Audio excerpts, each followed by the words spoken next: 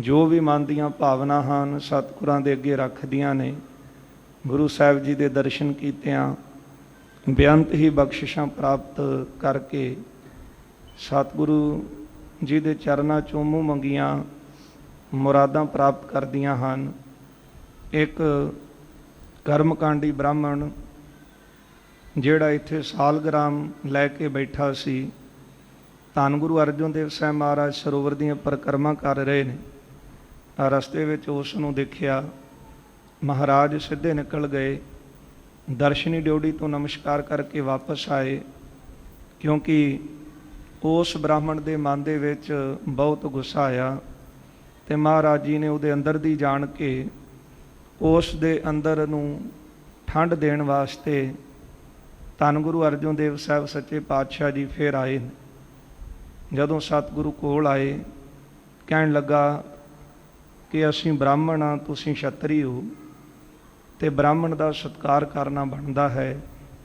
ਧੰਨ ਗੁਰੂ ਅਰਜਨ ਦੇਵ ਸਾਹਿਬ ਜੀ ਨੇ ਉੱਤਰ ਦਿੱਤਾ, ਗੁਰਦੇਵ ਕਹਿੰਦੇ ਨੇ ਕਿ ਸਤਿਕਾਰ ਅਕਾਲ ਪੁਰਖ ਪਰਮੇਸ਼ਰ ਵਾਹਿਗੁਰੂ ਜੀ ਦੀ ਅਰਾਧਨਾ ਕਰਨ ਵਾਲੇ ਦਾ ਹੁੰਦਾ ਹੈ, ਨਾ ਕਿ ਇਸ ਸਰੀਰ ਦਾ, ਇਹ ਖਲੜੇ ਦਾ। ਜੇ ਤੇਰਾ ਹਿਰਦਾ ਪਰਮਾਤਮਾ ਦੀ ਭਗਤੀ ਵਿੱਚ ਲੀਨ ਹੁੰਦਾ ਤੇ ਜ਼ਰੂਰ ਤੇਰਾ ਸਤਿਕਾਰ ਕਰਦੇ। ਸੁਣ ਕੇ ਕਹਿਣ ਲੱਗਾ ਅੱਛਾ, ਅਤੇ ਫਿਰ ਇਹ ਜਿਹੜਾ ਸਾਲਗ੍ਰਾਮ ਮੈਂ ਰੱਖਿਆ ਇਹਦਾ ਅਦਬ ਨਹੀਂ ਕੀਤਾ। ਧੰਨ ਗੁਰੂ ਅਰਜਨ ਦੇਵ ਸਾਹਿਬ ਮਹਾਰਾਜ ਜੀ ਨੇ ਰਾਮਕਲੀ ਰਾਗ ਦੇ ਅੰਦਰ ਪਾਵਨ ਸ਼ਬਦ ਉਚਾਰਨ ਕੀਤਾ ਹੈ, ਮੁਖ ਤੇ ਪੜਤਾ ਟੀਕਾ ਸਹਿਤ, ਹਿਰਦੈ ਰਾਮ ਨਹੀਂ ਪੂਰਨ ਰਹਿਤ, ਉਪਦੇਸ਼ ਕਰੇ ਕਰ ਲੋਕ ਦਰੜਾਵੇ, ਆਪਣਾ ਕਹੇ ਆਪ ਨਾ ਕਮਾਵੇ। ਫਿਰ ਸਤਿਗੁਰਾਂ ਨੇ ਆਸਾ ਰਾਗ ਦੇ ਵਿੱਚ ਪਾਵਨ ਸ਼ਬਦ ਉਚਾਰਿਆ। ਮਹਾਰਾਜ ਕਹਿਣ ਲੱਗੇ ਤੁਸੀਂ ਜਿਹੜਾ ਸਾਲਗ੍ਰਾਮ ਪੂਜ ਰਹੇ ਹੋ ਨਾ, ਉਹ ਤੁਹਾਡਾ ਸਾਲਗ੍ਰਾਮ ਠਾਕੁਰ ਬਹੁਤ ਛੋਟਾ ਹੈ। ਜਿਹੜਾ ਸਾਡਾ ਸਾਲਗ੍ਰਾਮ ਹੈ, 8 ਪਹਿਰ ਉਦਕ ਇਸਨਾਨੀ, ਸਦ ਹੀ ਭੋਗ ਲਗਾਏ ਸੋ ਗਿਆਨੀ, ਬਿਰਥਾ ਕਾਹੂ ਨਾ ਛੋੜੈ ਨਾਹੀ, ਬਿਰਥਾ ਕਾਹੂ ਛੋੜੈ ਨਾਹੀ, ਬਹੁਰ ਬਹੁਰ ਤਿਸ ਲਾਗੈ ਪਾਈ, ਸਾਲਗ੍ਰਾਮ ਹਮਾਰੇ ਸੇਵਾ, ਪੂਜਾ ਅਰਚਾ ਬੰਧਨ ਦੇਵਾ। ਇਹ ਪਾਵਨ ਸ਼ਬਦ ਸਤਿਗੁਰਾਂ ਨੇ ਆਸਾ ਰਾਗ ਦੇ ਵਿੱਚ ਉਚਾਰਿਆ ਕਿ ਜਿਹੜਾ ਸਾਡਾ ਸਾਲਗ੍ਰਾਮ ਠਾਕੁਰ ਹੈ, ਉਹ ਸਾਰੇ ਬ੍ਰਹਿਮੰਡ ਦੇ ਵਿੱਚ ਹੀ ਘਟ ਘਟ ਦੇ ਵਿੱਚ ਸਮਾਇਆ ਹੋਇਆ ਹੈ। ਸਾਰਿਆਂ ਦੇ ਹਿਰਦਿਆਂ ਦੇ ਵਿੱਚ ਉਹਦਾ ਵਾਸਾ ਹੈ, ਤਿੰਨਾਂ ਲੋਕ ਵਿੱਚ ਉਸ ਦਾ ਵਾਸਾ ਹੈ। ਜੋ ਵੀ ਜੀਵ ਪਦਾਰਥ ਭੋਗ ਰਹੇ ਨੇ, ਸਾਰਿਆਂ ਦੇ ਅੰਦਰ ਬੈਠਾ ਉਹ ਆਪ ਭੋਗ ਰਿਹਾ ਹੈ। ਉਸ ਦਾ ਜਿਹੜੀ ਘੰਟੀ ਹੈ ਉਹ ਚੌਹਾਂ ਕੁੰਟਾਂ ਵਿੱਚ ਸੁਣੀ ਜਾਂਦੀ ਹੈ।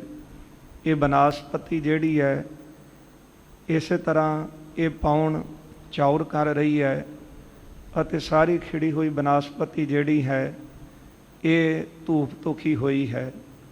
ਸੋ ਇਸੇ ਪ੍ਰਕਾਰ ਮਹਾਰਾਜ ਜੀ ਨੇ ਪਾਰ ਬ੍ਰਹਮ ਪਰਮੇਸ਼ਰ ਅਕਾਲ ਪੁਰਖ ਵਾਹਿਗੁਰੂ ਜੀ ਦਾ ਸਰੂਪ ਬਿਆਨ ਕੀਤਾ, ਜੋ ਬਹੁਤ ਹੀ ਵਿਸ਼ਾਲ ਹੈ, ਉੱਚੇ ਤੋਂ ਉੱਚਾ ਹੈ, ਵੱਡਿਆਂ ਤੋਂ ਵੱਡਾ ਹੈ।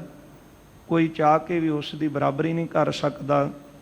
ਇਉਂ ਸਤਿਗੁਰੂ ਸਾਹਿਬ ਜੀ ਨੇ ਆਸਾ ਰਾਗ ਦੇ ਵਿੱਚ ਪਾਵਨ ਸ਼ਬਦ ਉਚਾਰਨ ਕਰਕੇ ਉਪਦੇਸ਼ ਦ੍ਰਿੜ ਕਰਵਾਇਆ।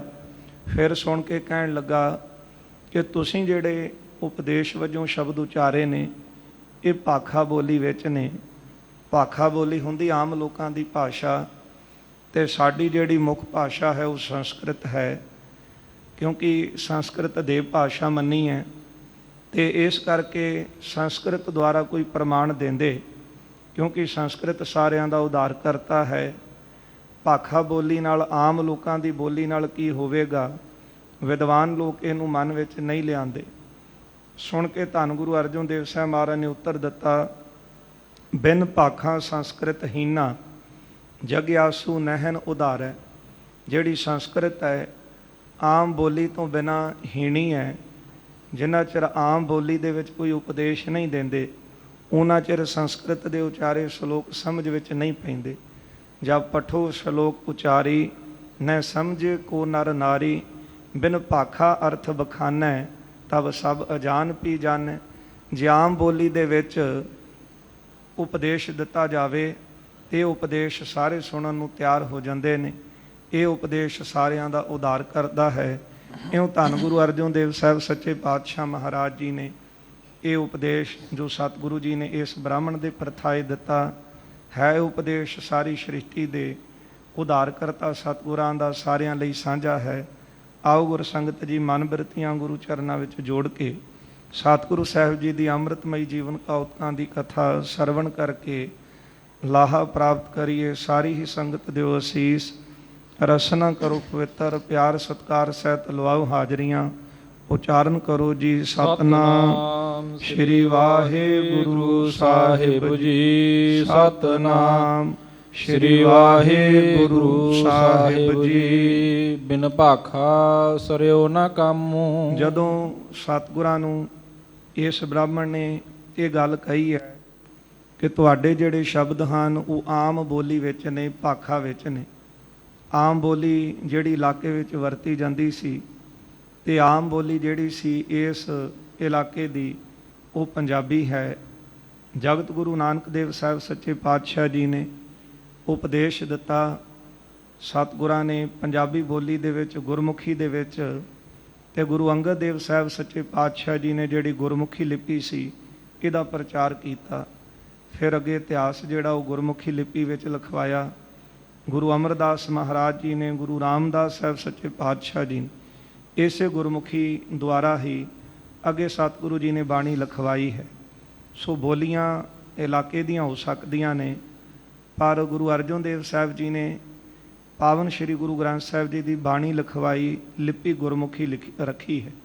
ਭਾਵ ਇਹਦਾ ਇਹ ਸੀ ਕਿ ਜਿਸ ਤਰ੍ਹਾਂ ਸ਼੍ਰੀ ਹਰਿਮੰਦਰ ਸਾਹਿਬ ਦੇ ਦਰਵਾਜ਼ੇ 4 ਨੇ ਤੇ ਅੰਦਰ ਜਾਣ ਦਾ ਰਸਤਾ ਇੱਕ ਹੈ, ਇਸ ਤੋਂ ਭਾਵ ਸੀ ਕਿ ਇਸ ਹਰਿਮੰਦਰ ਸਾਹਿਬ ਦੇ ਅੰਦਰ ਹਰੇਕ ਜਾਤੀ ਦਾ, ਹਰੇਕ ਮਨੁੱਖ ਆਪਣੇ ਉਦਾਰ ਵਾਸਤੇ, ਕਲਿਆਣ ਵਾਸਤੇ ਇੱਥੇ ਆ ਸਕੇ।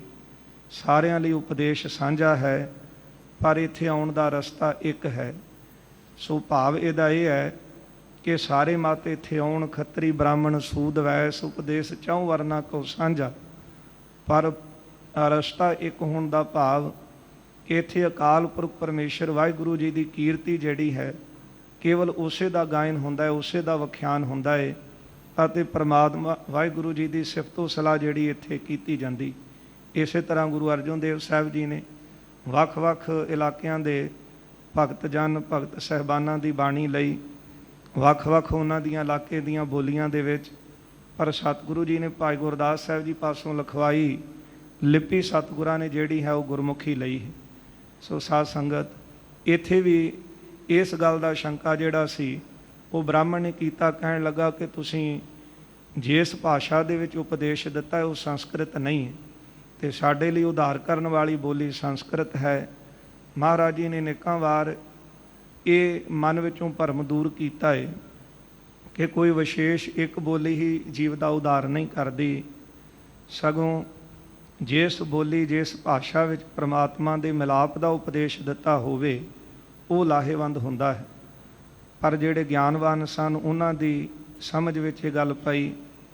ਉਹਨਾਂ ਨੇ ਇਸੇ ਕਰਕੇ ਕਿਸੇ ਵਰਨ ਦੇ ਨਾਲ, ਕਿਸੇ ਬੋਲੀ ਦੇ ਨਾਲ ਆਪਣੇ ਮਨ ਦੇ ਵਿੱਚ ਜਿਹੜੀ ਸੀ ਉਹ ਨਫ਼ਰਤ ਨਹੀਂ ਰੱਖੀ, ਕਿਸੇ ਵਰਨ ਨਾਲ ਨਹੀਂ ਰੱਖੀ, ਕਿਸੇ ਪਹਿਰਾਵੇ ਨਾਲ ਨਹੀਂ ਰੱਖੀ। ਪਰ ਜਿਨ੍ਹਾਂ ਨੂੰ ਇਸ ਗੱਲ ਦਾ ਗਿਆਨ ਨਹੀਂ ਸੀ ਉਹ ਕੇਵਲ ਇੱਕ ਬੋਲੀ ਦਾ, ਇੱਕ ਪਹਿਰਾਵੇ ਦਾ, ਇੱਕ ਮਤ ਦਾ ਉਹਨਾਂ ਨੇ ਹੌਕਾ ਦਿੱਤਾ, ਉਹਨਾਂ ਨੇ ਗੱਲ ਕੀਤੀ ਹੈ। ਸਾਧ ਸੰਗਤ, ਧੰਨ ਗੁਰੂ ਅਰਜਨ ਦੇਵ ਸਾਹਿਬ ਸੱਚੇ ਪਾਤਸ਼ਾਹ ਜੀ ਨੇ ਕਿਹਾ, ਬਿਨ ਭਾਖਾ ਸਰਿਓ ਨਾ ਕਾਮੂ। ਇਹ ਦੱਸੋ ਕਿ ਭਾਖਾ ਹੁੰਦੀ ਆਮ ਲੋਕਾਂ ਦੀ ਭਾਸ਼ਾ ਤੋਂ ਬਿਨਾਂ ਤੁਹਾਡਾ ਕੰਮ ਨਹੀਂ ਸਰਦਾ, ਕਿਉਂਕਿ ਸੰਸਕ੍ਰਿਤ ਦੇ ਵਿੱਚ ਉਪਦੇਸ਼ ਦਿੰਦੇ ਹੋ ਤੇ ਉਹਦਾ ਉਲੱਥਾ, ਉਹਦੇ ਅਰਥ ਜੀਵਾਂ ਨੂੰ ਸਮਝਾਉਣ ਵਾਸਤੇ ਆਮ ਲੋਕਾਂ ਦੀ ਭਾਸ਼ਾ ਵਰਤਦੇ ਹੋ।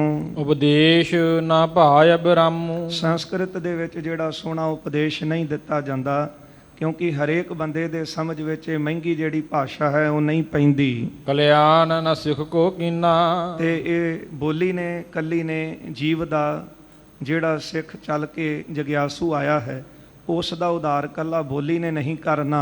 ਜਿਸ ਬਿਨਾ ਭਈ ਫਲਹੀਨਾ। ਆਮ ਲੋਕਾਂ ਦੀ ਭਾਸ਼ਾ ਤੋਂ ਬਿਨਾਂ ਫਿਰ ਜਿਹੜੀ ਸੰਸਕ੍ਰਿਤ ਹੈ ਉਹ ਫਲਹੀਣੀ ਹੋ ਗਈ।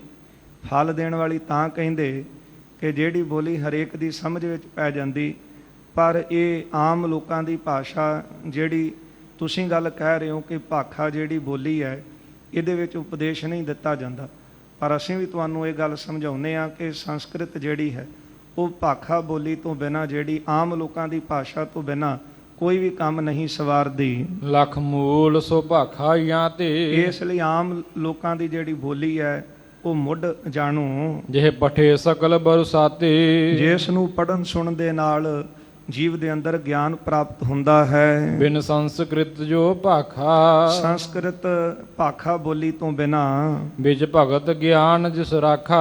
ਮਹਾਰਾਜ ਕਹਿੰਦੇ ਨੇ ਜਿਹਦੇ ਵਿੱਚ ਪ੍ਰਮਾਤਮਾ ਦੀ ਭਗਤੀ, ਉਹਦੀ ਪ੍ਰਾਪਤੀ ਦਾ ਗਿਆਨ ਰੱਖਿਆ ਹੋਵੇ ਤੇ ਉਹ ਬੋਲੀ ਜਿਹੜੀ ਹੈ, ਉਹ ਉਪਦੇਸ਼ ਜਿਹੜਾ ਹੈ ਉਹ ਮਹਾਨ ਹੁੰਦਾ ਹੈ। ਸਭ ਸਮਝ ਲੇਹ ਨਰ ਨਾਰੀ ਆਮ ਲੋਕਾਂ ਦੀ ਬੋਲੀ ਵਿੱਚ ਹਰੇਕ ਜੀਵ ਨੂੰ ਸਮਝ ਪੈ ਜਾਂਦੀ ਹੈ। ਗਤ ਕਾਰਜ ਲੇਹ ਸੁਧਾਰੀ ਸਭ ਤੋਂ ਵੱਡਾ ਕਾਰਜ ਕੀ ਹੈ ਮੁਕਤੀ ਦਾ? ਜੀਵ ਸੰਸਾਰ ਵਿੱਚ ਆਇਆ ਕੀ ਕਰਨ ਹੈ? ਕਰ ਕੀ ਰਿਹਾ ਹੈ? ਆਇਓ ਸੁਨਨ ਪੜਨ ਕੋ ਬਾਣੀ, ਨਾਮ ਵਿਸਾਰ ਲੱਗੇ ਅਨ ਲਾਲਚ ਬਿਰਥਾ ਜਨਮ ਪ੍ਰਾਣੀ। ਨਾਮ ਨੂੰ ਭੁਲਾ ਦੇਣਾ ਇਹ ਸਭ ਤੋਂ ਵੱਡੀ ਸਾਡੀ ਗਲਤੀ ਸੀ। ਆਏ ਕੀ ਕਰਨ ਵਾਸਤੇ ਹਾਂ? ਭਜਨ ਬੰਦਗੀ ਸਿਮਰਨ ਅਤੇ ਸੇਵਾ ਕਰਕੇ ਜੀਵਨ ਨੂੰ ਸਫਲਾ ਕਰਨ ਵਾਸਤੇ। ਵਿੱਚ ਦੁਨੀਆ ਸੇਵ ਕਮਾਈਆ ਹੈ ਤਾਂ ਦਰਗਹ ਬੈਸਣ ਪਾਈ। ਇਹ ਜਿਹੜਾ ਉਪਦੇਸ਼ ਹੈ ਗੁਰਦੇਵ ਕਹਿੰਦੇ ਇਸ ਦੇ ਨਾਲ ਸਾਰਿਆਂ ਦੇ ਅੰਦਰ ਗਿਆਨ ਆਉਂਦਾ ਹੈ।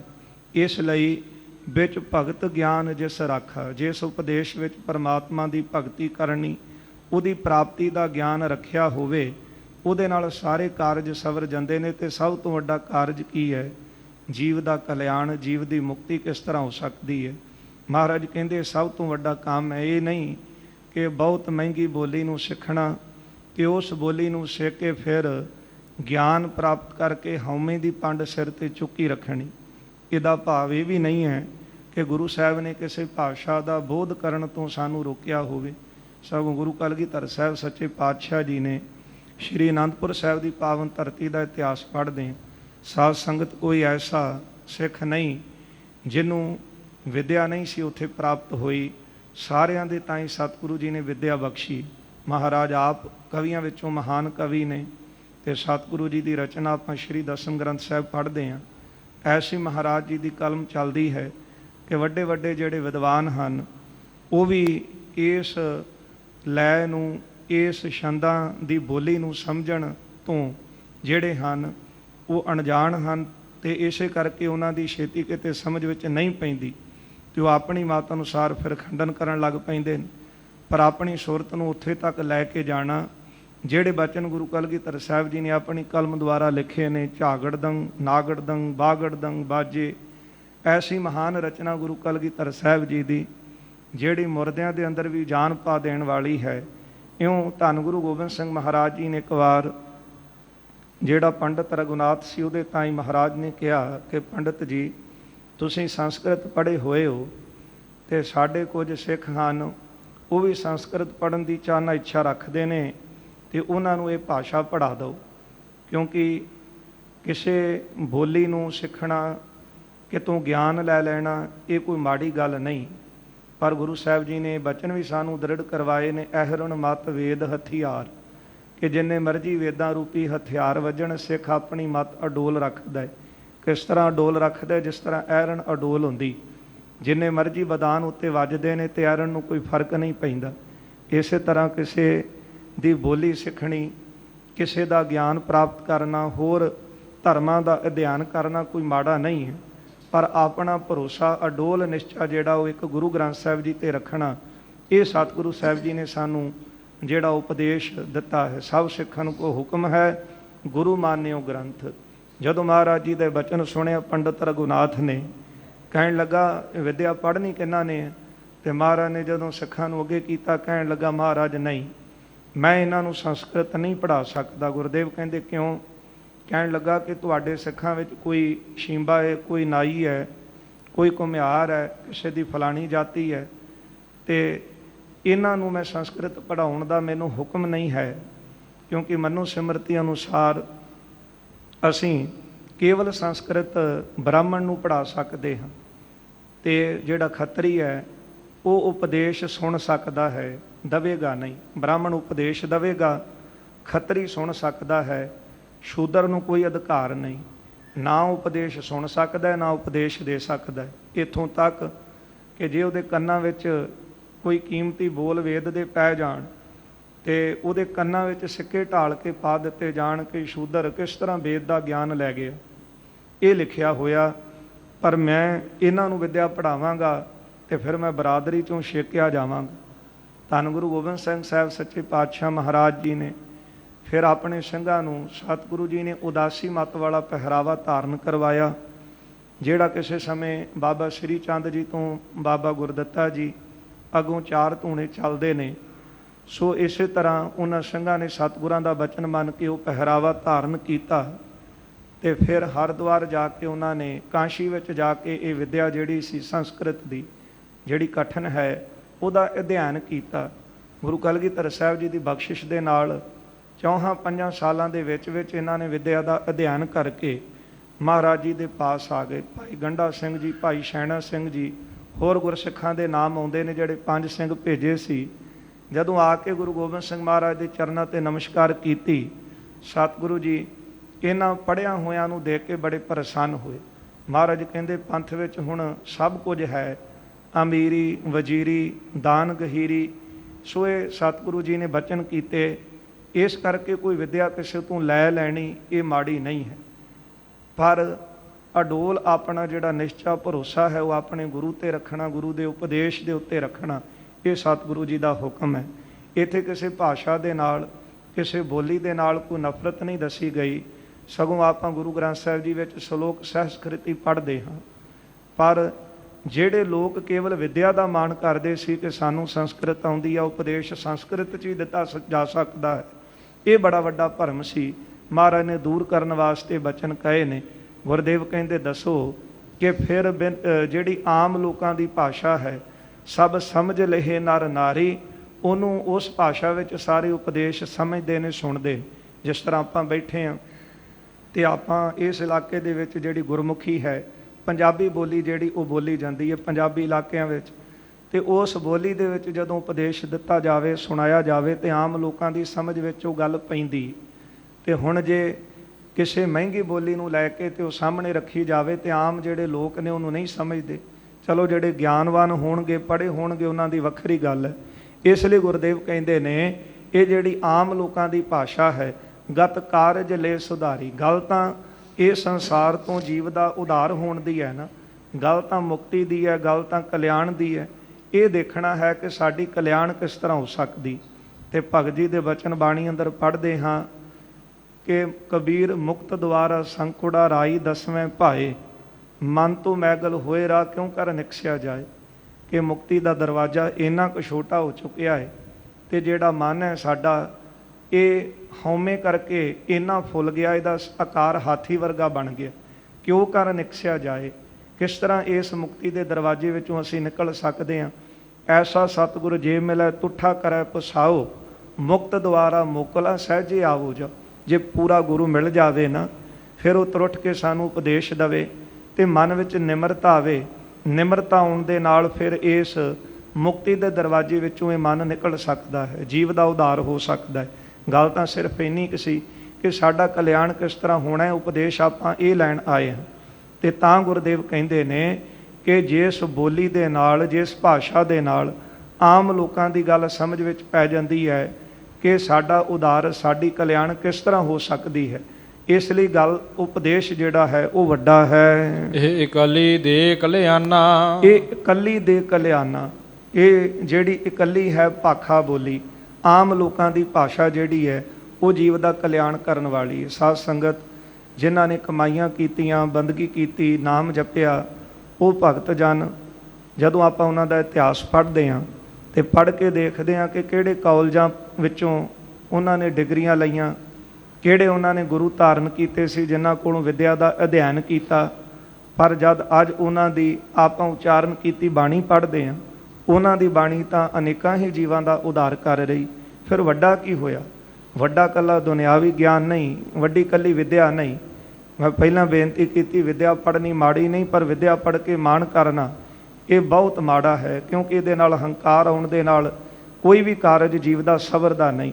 ਇਸ ਲਈ ਗੁਰਦੇਵ ਨੇ ਬਚਨ ਕੀਤੇ ਨੇ, ਜੋ ਪ੍ਰਾਣੀ ਗੋਬਿੰਦ ਧਿਆਵੈ, ਪੜ੍ਹਿਆ ਅਨਪੜ੍ਹਿਆ ਪਰਮਗਤ ਪਾਵੈ। ਜਿਹੜਾ ਪਰਮਾਤਮਾ ਦੀ ਭਗਤੀ ਕਰੇਗਾ ਉਹ ਭਾਵੇਂ ਪੜ੍ਹਿਆ ਹੈ ਭਾਵੇਂ ਅਨਪੜ੍ਹਿਆ, ਉਹਦੀ ਵੀ ਕਲਿਆਣ ਹੋਵੇਗੀ।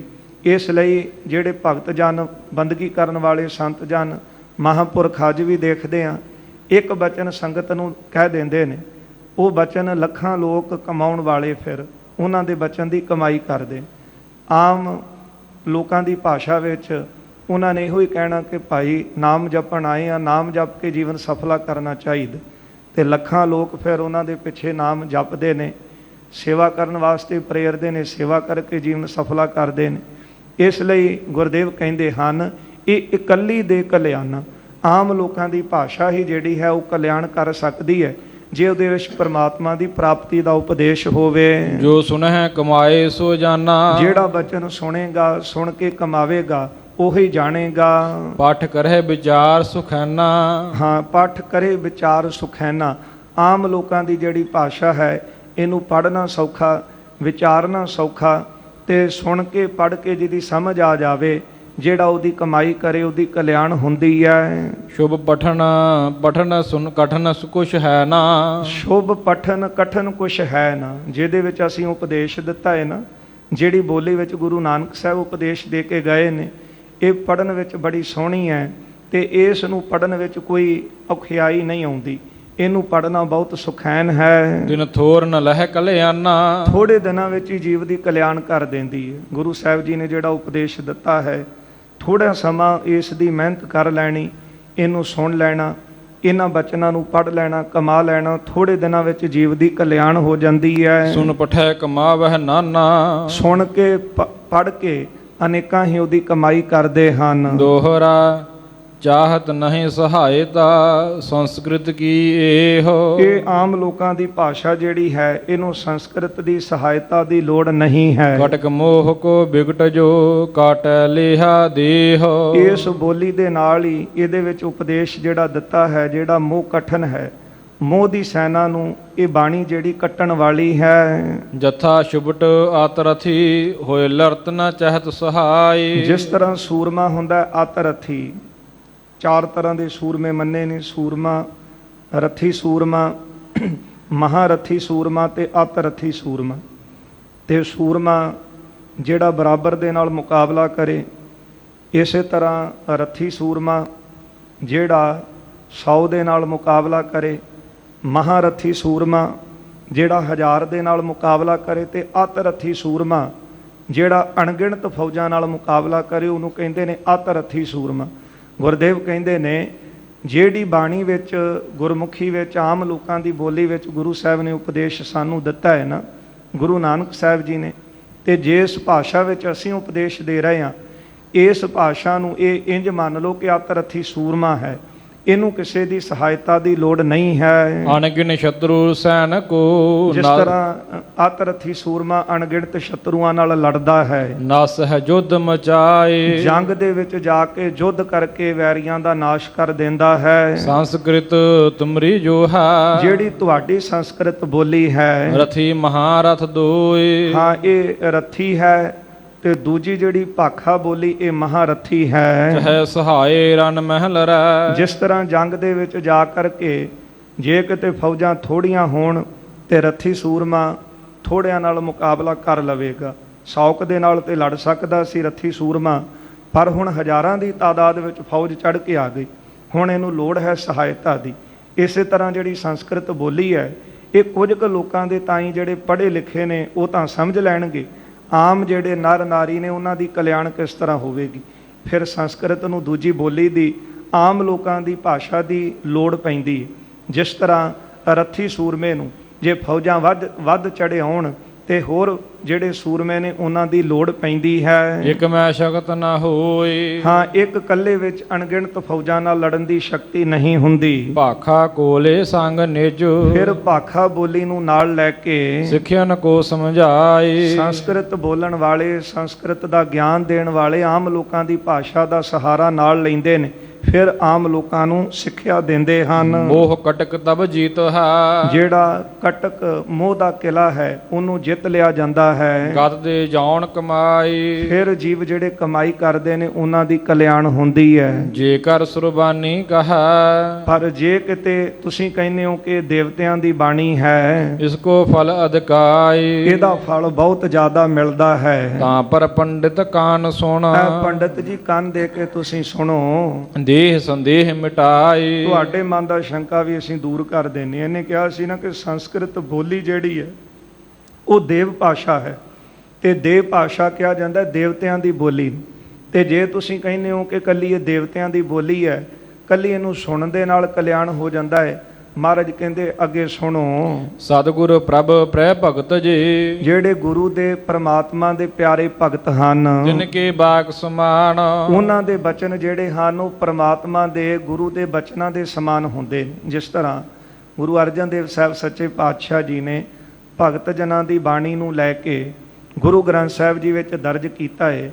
ਤੇ ਅੱਜ ਕੋਈ ਗਿਆਨਵਾਨ ਜਿਹੜੇ ਸਿੱਖ ਨੇ ਉਹ ਇਹ ਨਹੀਂ ਕਹਿੰਦੇ ਕਿ ਭਗਤ ਜੀ ਦੀ ਬਾਣੀ ਹੈ ਇਹ ਵੱਖਰੀ ਹੈ ਤੇ ਗੁਰੂ ਦੀ ਬਾਣੀ ਵੱਖਰੀ ਹੈ। ਗੁਰਦੇਵ ਕਹਿੰਦੇ ਹਨ ਜਿਸ ਤਰ੍ਹਾਂ ਰੱਬ ਦੇ ਪ੍ਰੇਮੀ ਜਿਹੜੇ ਹਨ ਭਗਤ ਜਨ ਹਨ, ਉਹਨਾਂ ਦੇ ਬਚਨ ਪਰਮਾਤਮਾ ਦੇ ਗੁਰੂ ਦੇ ਬਚਨਾਂ ਦੇ ਸਮਾਨ ਹੁੰਦੇ ਹਨ। ਸੁਰਬਾਨੀ ਨਹਿ ਹੋਤ ਹੈ। ਪਰ ਜਿਹੜੀ ਦੇਵਤਿਆਂ ਦੀ ਬਾਣੀ ਤੁਸੀਂ ਕਹਿੰਦੇ ਹੋ ਨਾ, ਇਹ ਰੱਬ ਦੀ ਬੋਲੀ ਦੇ ਸਮਾਨ, ਗੁਰੂ ਦੇ ਬਚਨਾਂ ਦੇ ਸਮਾਨ ਇਹਨਾਂ ਦੇ ਬਚਨ ਨਹੀਂ ਹਨ। ਇਹ ਤੋ ਬਿਦਤ ਜਹਾਨ। ਇਹ ਗੱਲ ਬਿਦਤ ਜਹਾਨ ਪ੍ਰਗਟ, ਜਹਾਨ ਸੰਸਾਰ ਵਿੱਚ ਪ੍ਰਗਟ ਹੈ। ਭਾਵੇਂ ਦੇਵਤਿਆਂ ਨੇ ਅਨੇਕਾਂ ਉਪਦੇਸ਼ ਦਿੱਤੇ ਹਨ, ਉਹਨਾਂ ਦੇ ਗ੍ਰੰਥ ਵੀ ਲਿਖੇ ਗਏ, ਪਰ ਸਾਧ ਸੰਗਤ ਕਿਸੇ ਵੀ ਪੁਸਤਕ ਨੂੰ, ਕਿਸੇ ਵੀ ਗ੍ਰੰਥ ਨੂੰ ਗੁਰੂ ਦਾ ਦਰਜਾ ਨਹੀਂ ਦਿੱਤਾ ਗਿਆ। ਗੁਰੂ ਦਾ ਦਰਜਾ ਕੇਵਲ ਤਾਂ ਕੇਵਲ ਸ੍ਰੀ ਗੁਰੂ ਗ੍ਰੰਥ ਸਾਹਿਬ ਜੀ ਨੂੰ ਹੈ। ਇਸ ਗੁਰੂ ਗ੍ਰੰਥ ਸਾਹਿਬ ਜੀ ਦੇ ਅੰਦਰ ਸਾਧ ਸੰਗਤ ਭਗਤ ਜਨ ਅਨੇਕਾਂ ਵਰਨਾਂ ਦੇ, ਅਨੇਕਾਂ ਜਾਤੀਆਂ ਦੇ ਭਗਤ ਜਨਾਂ ਦੀ ਬਾਣੀ ਲੈ ਕੇ ਗੁਰੂ ਗ੍ਰੰਥ ਸਾਹਿਬ ਅੰਦਰ ਦਰਜ ਕੀਤੀ ਹੈ। ਜਿੱਥੇ ਗੁਰੂ ਨਾਨਕ ਸਾਹਿਬ ਹਰੀ ਅਕਾਲ ਪੁਰਖ ਦਾ ਸਰੂਪ ਨੇ, ਇਸੇ ਤਰ੍ਹਾਂ ਭਗਤ ਜਨ ਵੀ ਹਰੀ ਦਾ ਸਰੂਪ ਹਨ। ਸਤਿਗੁਰੂ ਜੀ ਕਹਿੰਦੇ ਉਹਨਾਂ ਦੇ ਬਚਨ, ਗੁਰੂ ਦੇ ਬਚਨ ਪਰਮਾਤਮਾ ਦੇ ਉਪਦੇਸ਼ ਦੇ ਬਰਾਬਰ ਹਨ। ਪਰ ਜਿਹੜੀ ਦੇਵਤਿਆਂ ਦੀ ਬੋਲੀ ਹੈ, ਦੇਵਤਿਆਂ ਦਾ ਉਪਦੇਸ਼ ਹੈ, ਉਹ ਹਰੀ ਦੇ ਬਚਨਾਂ ਦੇ ਸਮਾਨ ਨਹੀਂ ਹੈ। ਇਹ ਗੱਲ ਸਾਰਾ ਸੰਸਾਰ ਜਾਣਦਾ ਹੈ। ਕਰਮ ਕਾਂਡ ਮੈਂ ਸੋਚ ਹੈ। ਕਿਉਂਕਿ ਦੇਵਤੇ ਜਿਹੜੇ ਨੇ ਉਹ ਕਰਮ ਕਾਂਡ ਨੂੰ ਪ੍ਰਧਾਨਤਾ ਦਿੰਦੇ ਨੇ। ਕਰਮ ਕਾਂਡ ਇਹ ਨਹੀਂ ਕਿ ਮਾੜੇ ਸਨ, ਪਰ ਕਰਮ ਕਾਂਡ ਉਹਨਾਂ ਨੂੰ ਹੀ ਪ੍ਰਧਾਨਤਾ ਦੇਣੀ ਕਿ ਆਹ ਫਲਾਣਾ ਦਿਨ ਫਲਾਣਾ ਕਰਮ ਕਰੋ, ਫਲਾਣੇ ਵਾਰ ਫਲਾਣਾ ਕਰਮ ਕਰੋ, ਅੱਜ ਫਲਾਣੀ ਰੁੱਤ ਹੈ ਇਸ ਦਿਨ ਫਲਾਣਾ ਕਰਮ ਕਰਨਾ ਹੈ, ਅੱਜ ਕੋਈ ਮਰਿਆ ਆਹ ਕਰਮ ਜੰਮਿਆ ਆਹ ਕਰਮ, ਇਉਂ ਸੂਤਕ ਪਾਤਕਾਂ ਦੇ ਵਿੱਚ ਉਲਝਾ ਕੇ ਰੱਖ ਦੇਣਾ। ਅੱਜ ਫਲਾਣਾ ਵਾਰ ਫਲਾਣੇ ਦੇਵਤੇ ਦੀ ਉਪਾਸਨਾ ਕਰਨੀ ਹੈ। ਇਸ ਤਰ੍ਹਾਂ ਜਿਹੜੀ ਦੇਵਤਿਆਂ ਦੀ ਬਾਣੀ ਹੈ ਉਹ ਕਰਮ ਕਾਂਡਾਂ ਦੇ ਵਿੱਚ ਲਾਉਣ ਵਾਲੀ, ਪਰ ਸਭ ਤੋਂ ਉੱਤਮ ਕੀ ਹੈ? ਉਹ ਪਰਮਾਤਮਾ ਦਾ ਸਿਮਰਨ ਹੈ, ਉਸ ਦੀ ਭਗਤੀ ਹੈ। ਨਰਕੋ ਦੇ ਉਪਦੇਸ਼। ਇਸ ਤਰ੍ਹਾਂ ਕਰਮ ਕਾਂਡਾਂ ਦਾ ਉਪਦੇਸ਼ ਦੇਵਤੇ ਲੋਕਾਂ ਨੂੰ ਦਿੰਦੇ ਹਨ। ਸੁਰਗਨ ਰਕ ਫਿਰ ਜਨਮ। ਇਸੇ ਤਰ੍ਹਾਂ ਫਿਰ ਜਿਹੜੇ ਦੇਵਤੇ ਹਨ, ਸੁਰਗਨ ਜਿਹੜੇ ਹਨ, ਉਹ ਸੁਰਗ ਨਰਕ ਫਿਰ ਜਨਮ, ਜਿਹੜੇ ਦੇਵਤਿਆਂ ਦੇ ਉਪਦੇਸ਼ ਨੂੰ ਲੈਣ ਵਾਲੇ ਵੀ ਨੇ ਨਾ, ਉਹਨਾਂ ਦੀ ਕਲਿਆਣ ਨਹੀਂ ਹੋ ਜਾਂਦੀ, ਕਿਉਂਕਿ ਦੇਵਤੇ ਤਾਂ ਆਪ ਮੁਕਤ ਨਹੀਂ ਨੇ। ਗੁਰੂ ਸਾਹਿਬ ਜੀ ਦੇ ਪਾਵਨ ਬਚਨ ਬਾਣੀ ਅੰਦਰ ਪੜ੍ਹਦੇ ਹਾਂ, ਇਸ ਦੇਹੀ ਕਉ ਸਿਮਰੈ ਦੇਵ, ਸੋ ਦੇਹੀ ਭਜ ਹਰ ਕੀ ਸੇਵ। ਕਿਉਂ ਮਨੁੱਖਾ ਦੇਹੀ ਦੇਵਤੇ ਵੀ ਤਰਸਦੇ ਨੇ? ਕਿਉਂਕਿ ਬਹੁਤੇ ਪੁੰਨ ਕਰਮ ਕਰਕੇ ਦੇਵਤਿਆਂ ਦੀਆਂ ਦੇਹੀ ਮਿਲਦੀਆਂ ਨੇ, ਦੇਵ ਦੇਹੀਆਂ ਮਿਲਦੀਆਂ। ਪਰ ਜਦੋਂ ਪੁੰਨ ਖਤਮ ਹੋ ਜਾਂਦੇ ਨੇ ਤੇ ਫਿਰ ਮਾਤ ਲੋਕ ਦੇ ਵਿੱਚ ਜੇ ਮਾੜੇ ਕਰਮ ਕੋਰੀ ਕਰ ਬੈਠਣ ਤੇ ਜਾਂ ਨਰਕਾਂ ਦੇ ਵਿੱਚ ਪੈਂਦੇ ਹਨ। ਗੁਰੂ ਕਲਗੀਧਰ ਸਾਹਿਬ ਜੀ ਦੇ ਬਚਨ ਆਪਾਂ ਪੜ੍ਹਦੇ ਹਾਂ ਕਿ ਕਿਸ ਤਰ੍ਹਾਂ ਸੁਰਗਪੁਰੀ ਦੇ ਵਿੱਚੋਂ ਇੰਦਰ ਅਤੇ ਇੰਦਰ ਦੀ ਪਦਵੀ ਤੇ ਬੈਠਣ ਵਾਲਾ ਇੱਕ ਹੋਰ ਉਹ ਆ ਕੇ ਮਾਤ ਲੋਕ ਵਿੱਚ ਡਿੱਗਾ। ਇਹ ਬਚਨ ਤਾਂ ਆਪਾਂ ਗੁਰੂ ਗ੍ਰੰਥ ਸਾਹਿਬ ਜੀ ਅੰਦਰ ਵੀ ਪੜ੍ਹਦੇ ਹਾਂ ਕਿ ਜਿਹੜੇ ਗੌਤਮ ਤਪਾ ਅਹਿਲਿਆ ਇਸਤਰੀ ਤਿਸ ਦੇਖ ਇੰਦਰ ਲੁਭਾਇਆ। ਤੇ ਜੇ ਇੰਦਰ ਦੇਵਤਿਆਂ ਦਾ ਰਾਜਾ ਮੰਨਿਆ ਹੈ ਤੇ ਜੇ ਦੇਵਤੇ ਮੁਕਤ ਹੋਣ ਤੇ ਫਿਰ ਸਹਿਸ ਸਰੀਰ ਚਿਹਨ ਪੱਗ ਹੋਏ ਤਾਂ ਮਨ ਪਛੋਤਾਇਆ। ਫਿਰ ਕੀ ਲੋੜ ਸੀ ਇਹਨੂੰ ਕਲੰਕ ਲੈਣ ਦੀ, ਸਰੀਰ ਦੇ ਉੱਤੇ ਕੋਟ ਦਾ ਰੋਗ ਲੈਣ ਦੀ, ਪਛਤਾਉਣ ਦੀ? ਜਿਹੜਾ ਕਲਿਆਣ ਜਿਹਦੀ ਮੁਕਤੀ ਹੋ ਗਈ ਉਹ ਤਾਂ ਫਿਰ ਪਛਤਾਉਂਦਾ ਹੀ ਨਹੀਂ, ਉਹ ਤੇ ਰੋਂਦਾ ਹੀ ਨਹੀਂ, ਉਹ ਤਾਂ ਪਰਮਾਤਮਾ ਦੇ ਵਿੱਚ ਇੱਕਮਿਕ ਹੋ ਜਾਂਦਾ ਹੈ। ਅਬ ਤੋਂ ਜਾਏ ਚੜ੍ਹੈ ਸਿੰਘਾਸਨ, ਮਿਲ ਹੈ ਸਾਰੰਗ ਪਾਨੀ, ਰਾਮ ਕਬੀਰਾ ਏਕ ਭਏ ਹੈ ਕੋਏ ਨਾ ਸਕੈ ਪਛਾਨੀ। कबीर तू तू करता तू हुआ मुझ में रहा न हूँ, जब आपा पर का मिट गया जत देखो तत तू। जदों ये अवस्था की प्राप्ति हो गई फिर सारे पासे आनंद ही आनंद है। पर देवतियां दा राजा इंद्र मन्निया गया कि गौतम की घरवाली अहल्या का सत भंग किया ते मथे कलंक लवाया। इसलिए ये मनना पवेगा कि देवते भी जिहड़े ने मुक्त नहीं ने, ਹਾਂ ਪੁੰਨ ਕਰਮ ਹੋਣ ਕਰਕੇ ਸੁਰਗਾਂ ਦੀ ਪ੍ਰਾਪਤੀ ਜ਼ਰੂਰ ਕਰ ਸਕਦੇ ਨੇ, ਪਰ ਭਗਤ ਜੀ ਨੇ ਬਚਨ ਕਹੇ ਨੇ, ਕਬੀਰ ਸੁਰਗ ਨਰਕ ਤੇ ਮੈਂ ਰਹਿਓ, ਮੇਰਾ ਸੁਰਗ ਨਰਕ ਨਾਲ ਕੋਈ ਲੈਣ ਦੇਣ ਨਹੀਂ। ਕਈ ਵਾਰੀ ਸਾਡੇ ਲੋਕ ਅਣਜਾਣ ਪੁਣੇ ਦੇ ਵਿੱਚ ਇਹ ਕਹਿ ਦਿੰਦੇ ਨੇ ਕਿ ਜੀ ਸੁਰਗ ਵਾਸੀ, ਪਰ ਅਸਲ ਵਿੱਚ ਗੁਰੂ ਕਾ ਸਿੱਖ ਜਿਹੜਾ ਕਮਾਈ ਵਾਲਾ ਉਹ ਗੁਰਪੁਰ ਵਾਸੀ, ਸੱਚਖੰਡ ਵਾਸੀ ਤਾਂ ਕਹਿ ਸਕਦੇ ਹਾਂ, ਪਰ ਉਹਦੇ ਪਰਥਾਏ ਜਿਹਨੇ ਕਮਾਈ ਕੀਤੀ, ਜਿਹਨੇ ਮਨੁੱਖਾ ਜਨਮ ਨੂੰ ਨਾਮ ਜਪ ਕੇ ਸਵਾਰ ਲਿਆ। ਸੋ ਇਸ ਲਈ ਧੰਨ ਗੁਰੂ ਅਰਜਨ ਦੇਵ ਸਾਹਿਬ ਸੱਚੇ ਪਾਤਸ਼ਾਹ ਮਹਾਰਾਜ ਕਹਿੰਦੇ ਹਨ ਕਿ ਜਿਹੜੀ ਸੁਰਗ ਨਰਕ ਫਿਰ ਜਨਮ, ਦੇਵਤੇ ਪੁੰਨ ਕਰਮ ਹੋਣ ਕਰਕੇ ਦੇਵ ਨਗਰੀਆਂ ਵਿੱਚ ਪਹੁੰਚ ਗਏ, ਦੇਵਪੁਰੀਆਂ 'ਚ ਪਹੁੰਚੇ, ਪਰ ਫਿਰ ਬਾਅਦ ਵਿੱਚ ਮਾੜੇ ਕਰਮ ਕਰਨ ਕਰਕੇ ਨਰਕਾਂ ਦੇ ਵਾਸੀ ਹੁੰਦੇ ਨੇ। ਇਹਨਾਂ ਦਾ ਉਪਦੇਸ਼ ਵੀ ਐਸਾ ਹੀ ਹੈ। ਪੁੰਨ ਕਰਮ ਕਰਨ ਵਾਸਤੇ ਕਹਿੰਦਾ ਹੈ, ਜਿਹੜੇ ਪੁੰਨ ਕਰਮ ਕਰਦੇ ਨੇ ਉਹ ਸੁਰਗ ਦੇ ਵਾਸੀ ਬਣ ਜਾਂਦੇ ਨੇ, ਜਿਹੜੇ ਪਾਪ ਕਰਮ ਕਰਦੇ ਨੇ ਉਹ ਨਰਕਾਂ ਦੇ ਵਾਸੀ ਬਣਦੇ ਨੇ। ਪਰ ਸਤਿਗੁਰੂ ਜੀ ਕਹਿੰਦੇ ਅਸੀਂ ਜਿਹੜਾ ਸਿੱਖਾਂ ਨੂੰ ਉਪਦੇਸ਼ ਦਿੱਤਾ ਹੈ ਨਾ, ਉਹ ਪੁੰਨੀ ਪਾਪੀ ਆਖਣ ਨਾ ਹੈ, ਪੁੰਨਾ ਪਾਪਾਂ ਤੋਂ ਮੁਕਤ ਹਨ। ਇਸ ਲਈ ਦੇਵਤਿਆਂ ਦਾ ਉਪਦੇਸ਼ ਜਿਹੜਾ ਹੈ ਉਹ ਸੁਰਗਾਂ ਤੇ ਨਰਕਾਂ ਦੇ ਵਿੱਚ ਘਮਾਉਣ ਵਾਲਾ ਹੈ। ਸੁਖ ਦੁਖ ਲਹਿ ਵਿਸ਼ੇਸ਼ ਕਰਕੇ ਜਿਹੜੇ ਸੁਰਗਾਂ ਦੇ ਵਾਸੀ ਸੁਖ ਲੈਂਦੇ, ਨਰਕਾਂ ਦੇ ਨਿਵਾਸੀ ਦੁਖੀ ਹੁੰਦੇ ਨੇ। ਸਤਿਗੁਰ ਗਿਆਨ ਦ੍ਰਿੜਾਏ ਕਰ, ਪਰ ਗੁਰੂ ਸਾਹਿਬ ਗਿਆਨ ਦ੍ਰਿੜ ਕਰਵਾ ਕੇ ਬੰਧਨ ਕੱਟ ਹੈ ਜੀਵ ਦੇ ਜਨਮ ਮਰਨ ਦੇ ਬੰਧਨ ਕੱਟ ਦਿੰਦੇ ਨੇ। ਜਿਸ ਬੋਲੀ ਵਿੱਚ ਗੁਰੂ ਸਾਹਿਬਾਨਾਂ ਨੇ ਸਾਨੂੰ ਉਪਦੇਸ਼ ਦਿੱਤਾ ਹੈ, ਇਹ ਬਚਨ ਜਿਹੜਾ ਕਮਾਵੇਗਾ ਹੋਵੇਗਾ ਕਿ ਉਹ ਕਮਾਉਣ ਵਾਲਾ, ਉਹਦੇ ਜਨਮ ਮਰਨ ਦੇ ਬੰਧਨ ਕੱਟੇ ਜਾਣਗੇ। ਤੇ ਗਿਆਨ ਦ੍ਰਿੜਾਏ ਕਰ, ਜਿਹੜਾ ਉਪਦੇਸ਼ ਦਾ ਧਾਰਨੀ ਹੋਵੇਗਾ ਉਹ ਗੁਰੂ ਦਾ ਉਪਦੇਸ਼ ਲੈ ਕੇ ਉਹਦਾ ਹਿਰਦਾ ਵੀ ਗਿਆਨਵਾਨ ਹੋਵੇਗਾ। ਗਿਆਨਵਾਨ ਇਕੱਲਾ ਇਹ ਨਹੀਂ ਕਿ ਦੂਜਿਆਂ ਨੂੰ ਉਪਦੇਸ਼ ਦੇਣ ਵਾਲਾ ਉਹ ਗਿਆਨੀ, ਗਿਆਨਵਾਨ ਉਹ ਹੈ ਗਿਆਨ ਅੰਜਨ ਗੁਰ ਦੀਆ, ਗਿਆਨ ਅੰਧੇਰ ਬਿਨਾਸ਼, ਜਿਹਦੇ ਅੰਦਰੋਂ ਅਗਿਆਨਤਾ ਦਾ ਹਨੇਰਾ ਦੂਰ ਹੋ ਗਿਆ, ਉਹਨੂੰ ਕਿਹਾ ਗੁਰੂ ਸਾਹਿਬ ਨੇ ਗਿਆਨੀ। ਗਿਆਨੀ ਕੌਣ? ਜਿਹਨੇ ਗਿਆਨ ਕਮਾਇਆ ਹੈ, ਜਿਹਨੇ ਸਾਰਿਆਂ ਵਿੱਚ ਪਰਮਾਤਮਾ ਦੀ ਜੋਤ ਨੂੰ ਦੇਖਿਆ, ਕਿਸੇ ਨਾਲ ਨਫ਼ਰਤ ਨਹੀਂ ਕੀਤੀ, ਉਹ ਗਿਆਨਵਾਨ। ਗੁਰੂ ਸਾਹਿਬ ਗਿਆਨ ਦਾ ਉਪਦੇਸ਼ ਦ੍ਰਿੜ ਕਰਵਾਉਂਦੇ ਨੇ, ਜੀਵ ਦੇ ਜਨਮ ਮਰਨ ਦੇ ਬੰਧਨ ਕੱਟ ਦਿੰਦੇ ਹਨ। ਜਾਂ ਤੇ ਜਾਣੋ ਮਿਸਰ ਜੂ, ਇਸ ਲਈ ਸਤਿਗੁਰੂ ਜੀ ਕਹਿੰਦੇ ਨੇ, ਪੰਡਤ ਜੀ ਇਹ ਜਾਣੋ ਜੋ ਕੋ ਘਟ ਕੋ ਬਦ ਥੀਵ, ਕਿਹੜੀ ਬੋਲੀ ਵੱਡੀ ਹੈ ਤੇ ਕਿਹੜੀ ਛੋਟੀ ਹੈ ਤੇ ਕਿਹੜੀ ਕਲਿਆਣ ਕਰਨ ਵਾਲੀ। ਹੁਣ ਤੁਸੀਂ ਆਪੇ ਹੀ ਸਮਝ ਲਓ ਇਹ ਗੱਲ ਨੂੰ ਕਿ ਤੁਸੀਂ ਕਹਿੰਦੇ ਹੋ ਕਿ ਇਕੱਲੀ ਸੰਸਕ੍ਰਿਤ ਬੋਲੀ ਹੀ ਕਲਿਆਣ ਕਰਨ ਵਾਲੀ। ਹੁਣ ਤੁਹਾਨੂੰ ਅਸੀਂ ਦ੍ਰਿਸ਼ਟਾਂਤ ਦੇ ਕੇ ਸਮਝਾ ਦਿੱਤਾ ਹੈ, ਇਹ ਸਮਝ ਲਓ ਕਿਹੜੀ ਬੋਲੀ ਵੱਡੀ ਕਿਹੜੀ ਛੋਟੀ ਹੈ। ਪਰ ਗੱਲ ਤੇ ਕਲਿਆਣ ਦੀ ਹੈ ਨਾ, ਜਿਹਦੇ ਵਿੱਚ ਜੀਵ ਦਾ ਕਲਿਆਣ ਹੋ ਜਾਵੇ, ਵੱਡੀ ਉਹ ਹੁੰਦੀ ਹੈ। ਸ਼ੁਭ ਉਪਦੇਸ਼ ਜੋ ਸ਼੍ਰੇਅ ਦੇ, ਜਿਹੜਾ ਉਪਦੇਸ਼ ਸਾਡੀ ਕਲਿਆਣ ਕਰੇ। ਸੰਸਕ੍ਰਿਤ ਭਾਖਾ ਕੋਈ, ਭਾਵੇਂ ਉਹ ਸੰਸਕ੍ਰਿਤ 'ਚ ਹੋਵੇ ਭਾਵੇਂ ਆਮ ਬੋਲੀ 'ਚ ਹੋਵੇ। ਜਿਸ ਤਰ੍ਹਾਂ ਗੁਰੂ ਸਾਹਿਬਾਨਾਂ ਨੇ ਸਾਰੇ ਭਗਤਾਂ ਦੀ ਬਾਣੀ ਲਈ ਕੋਈ ਬੋਲੀ, ਕਿਸੇ ਦੀ ਬੋਲੀ ਸੰਸਕ੍ਰਿਤ, ਕਿਸੇ ਦੀ ਫਾਰਸੀ, ਕੋਈ ਅਰਬੀ ਦੇ ਵਿੱਚ।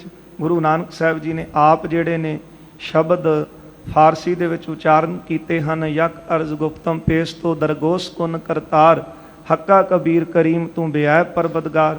ਕਿਸੇ ਬੋਲੀ ਦੇ ਨਾਲ ਈਰਖਾ ਨਹੀਂ ਰੱਖੀ, ਕਿਸੇ ਬੋਲੀ ਨਾਲ ਦਵੈਤ ਨਹੀਂ ਰੱਖੀ ਕਿ ਇਹਦੇ ਨਾਲ ਕਲਿਆਣ ਨਹੀਂ ਹੋ ਸਕਦੀ।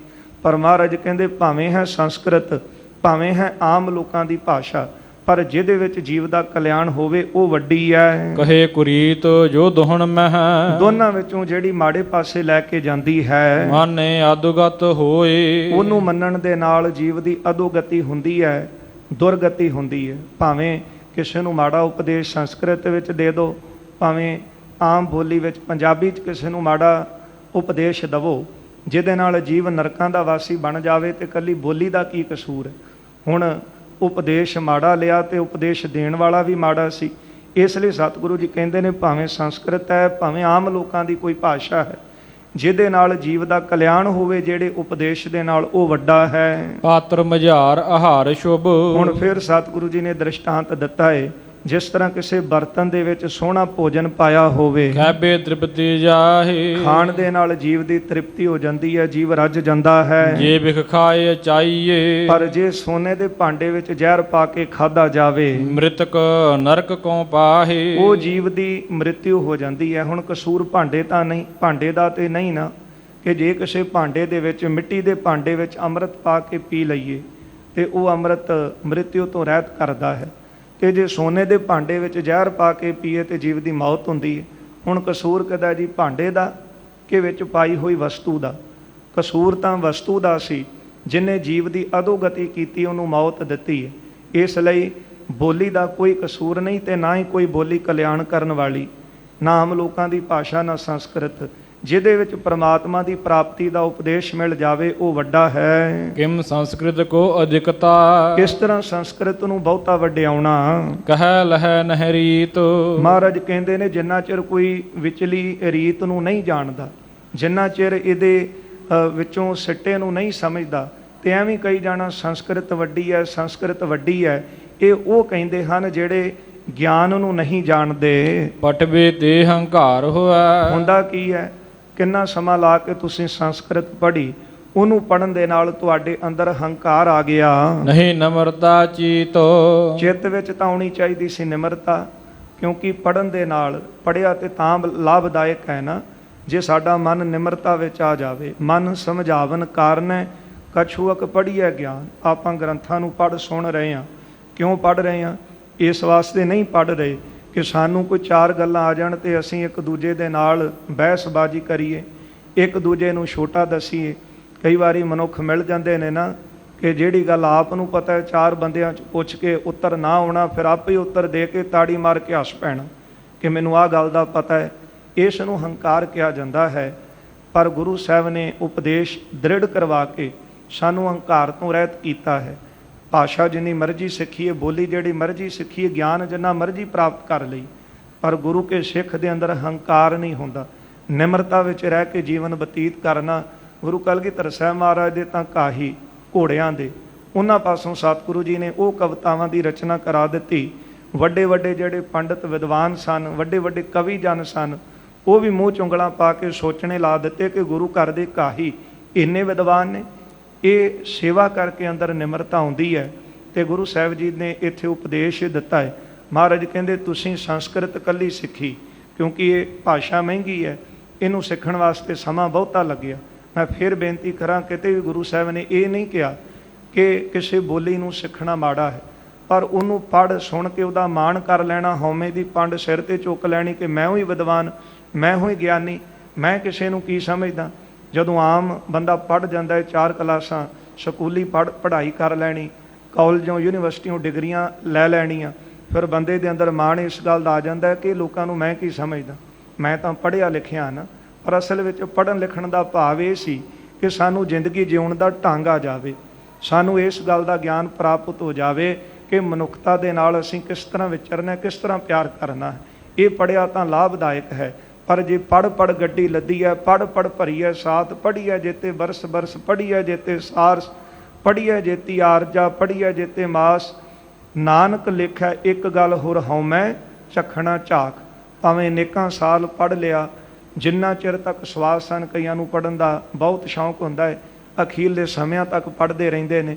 ਪਰ ਪੜ੍ਹ ਸੁਣ ਕੇ ਕਰਨਾ ਕੀ ਹੈ ਕਿ ਸਾਡਾ ਮਨ ਸਮਝ ਜਾਵੇ, ਵਿਕਾਰਾਂ ਵੱਲੋਂ ਮੁੜ ਜਾਵੇ, ਪਾਪ ਕਰਨ ਤੋਂ ਰੁਕ ਜਾਵੇ, ਕਿਸੇ ਦਾ ਪਰਾਇਆ ਹੱਕ ਖੋਹਣ ਤੋਂ ਮੁੜ ਜਾਵੇ।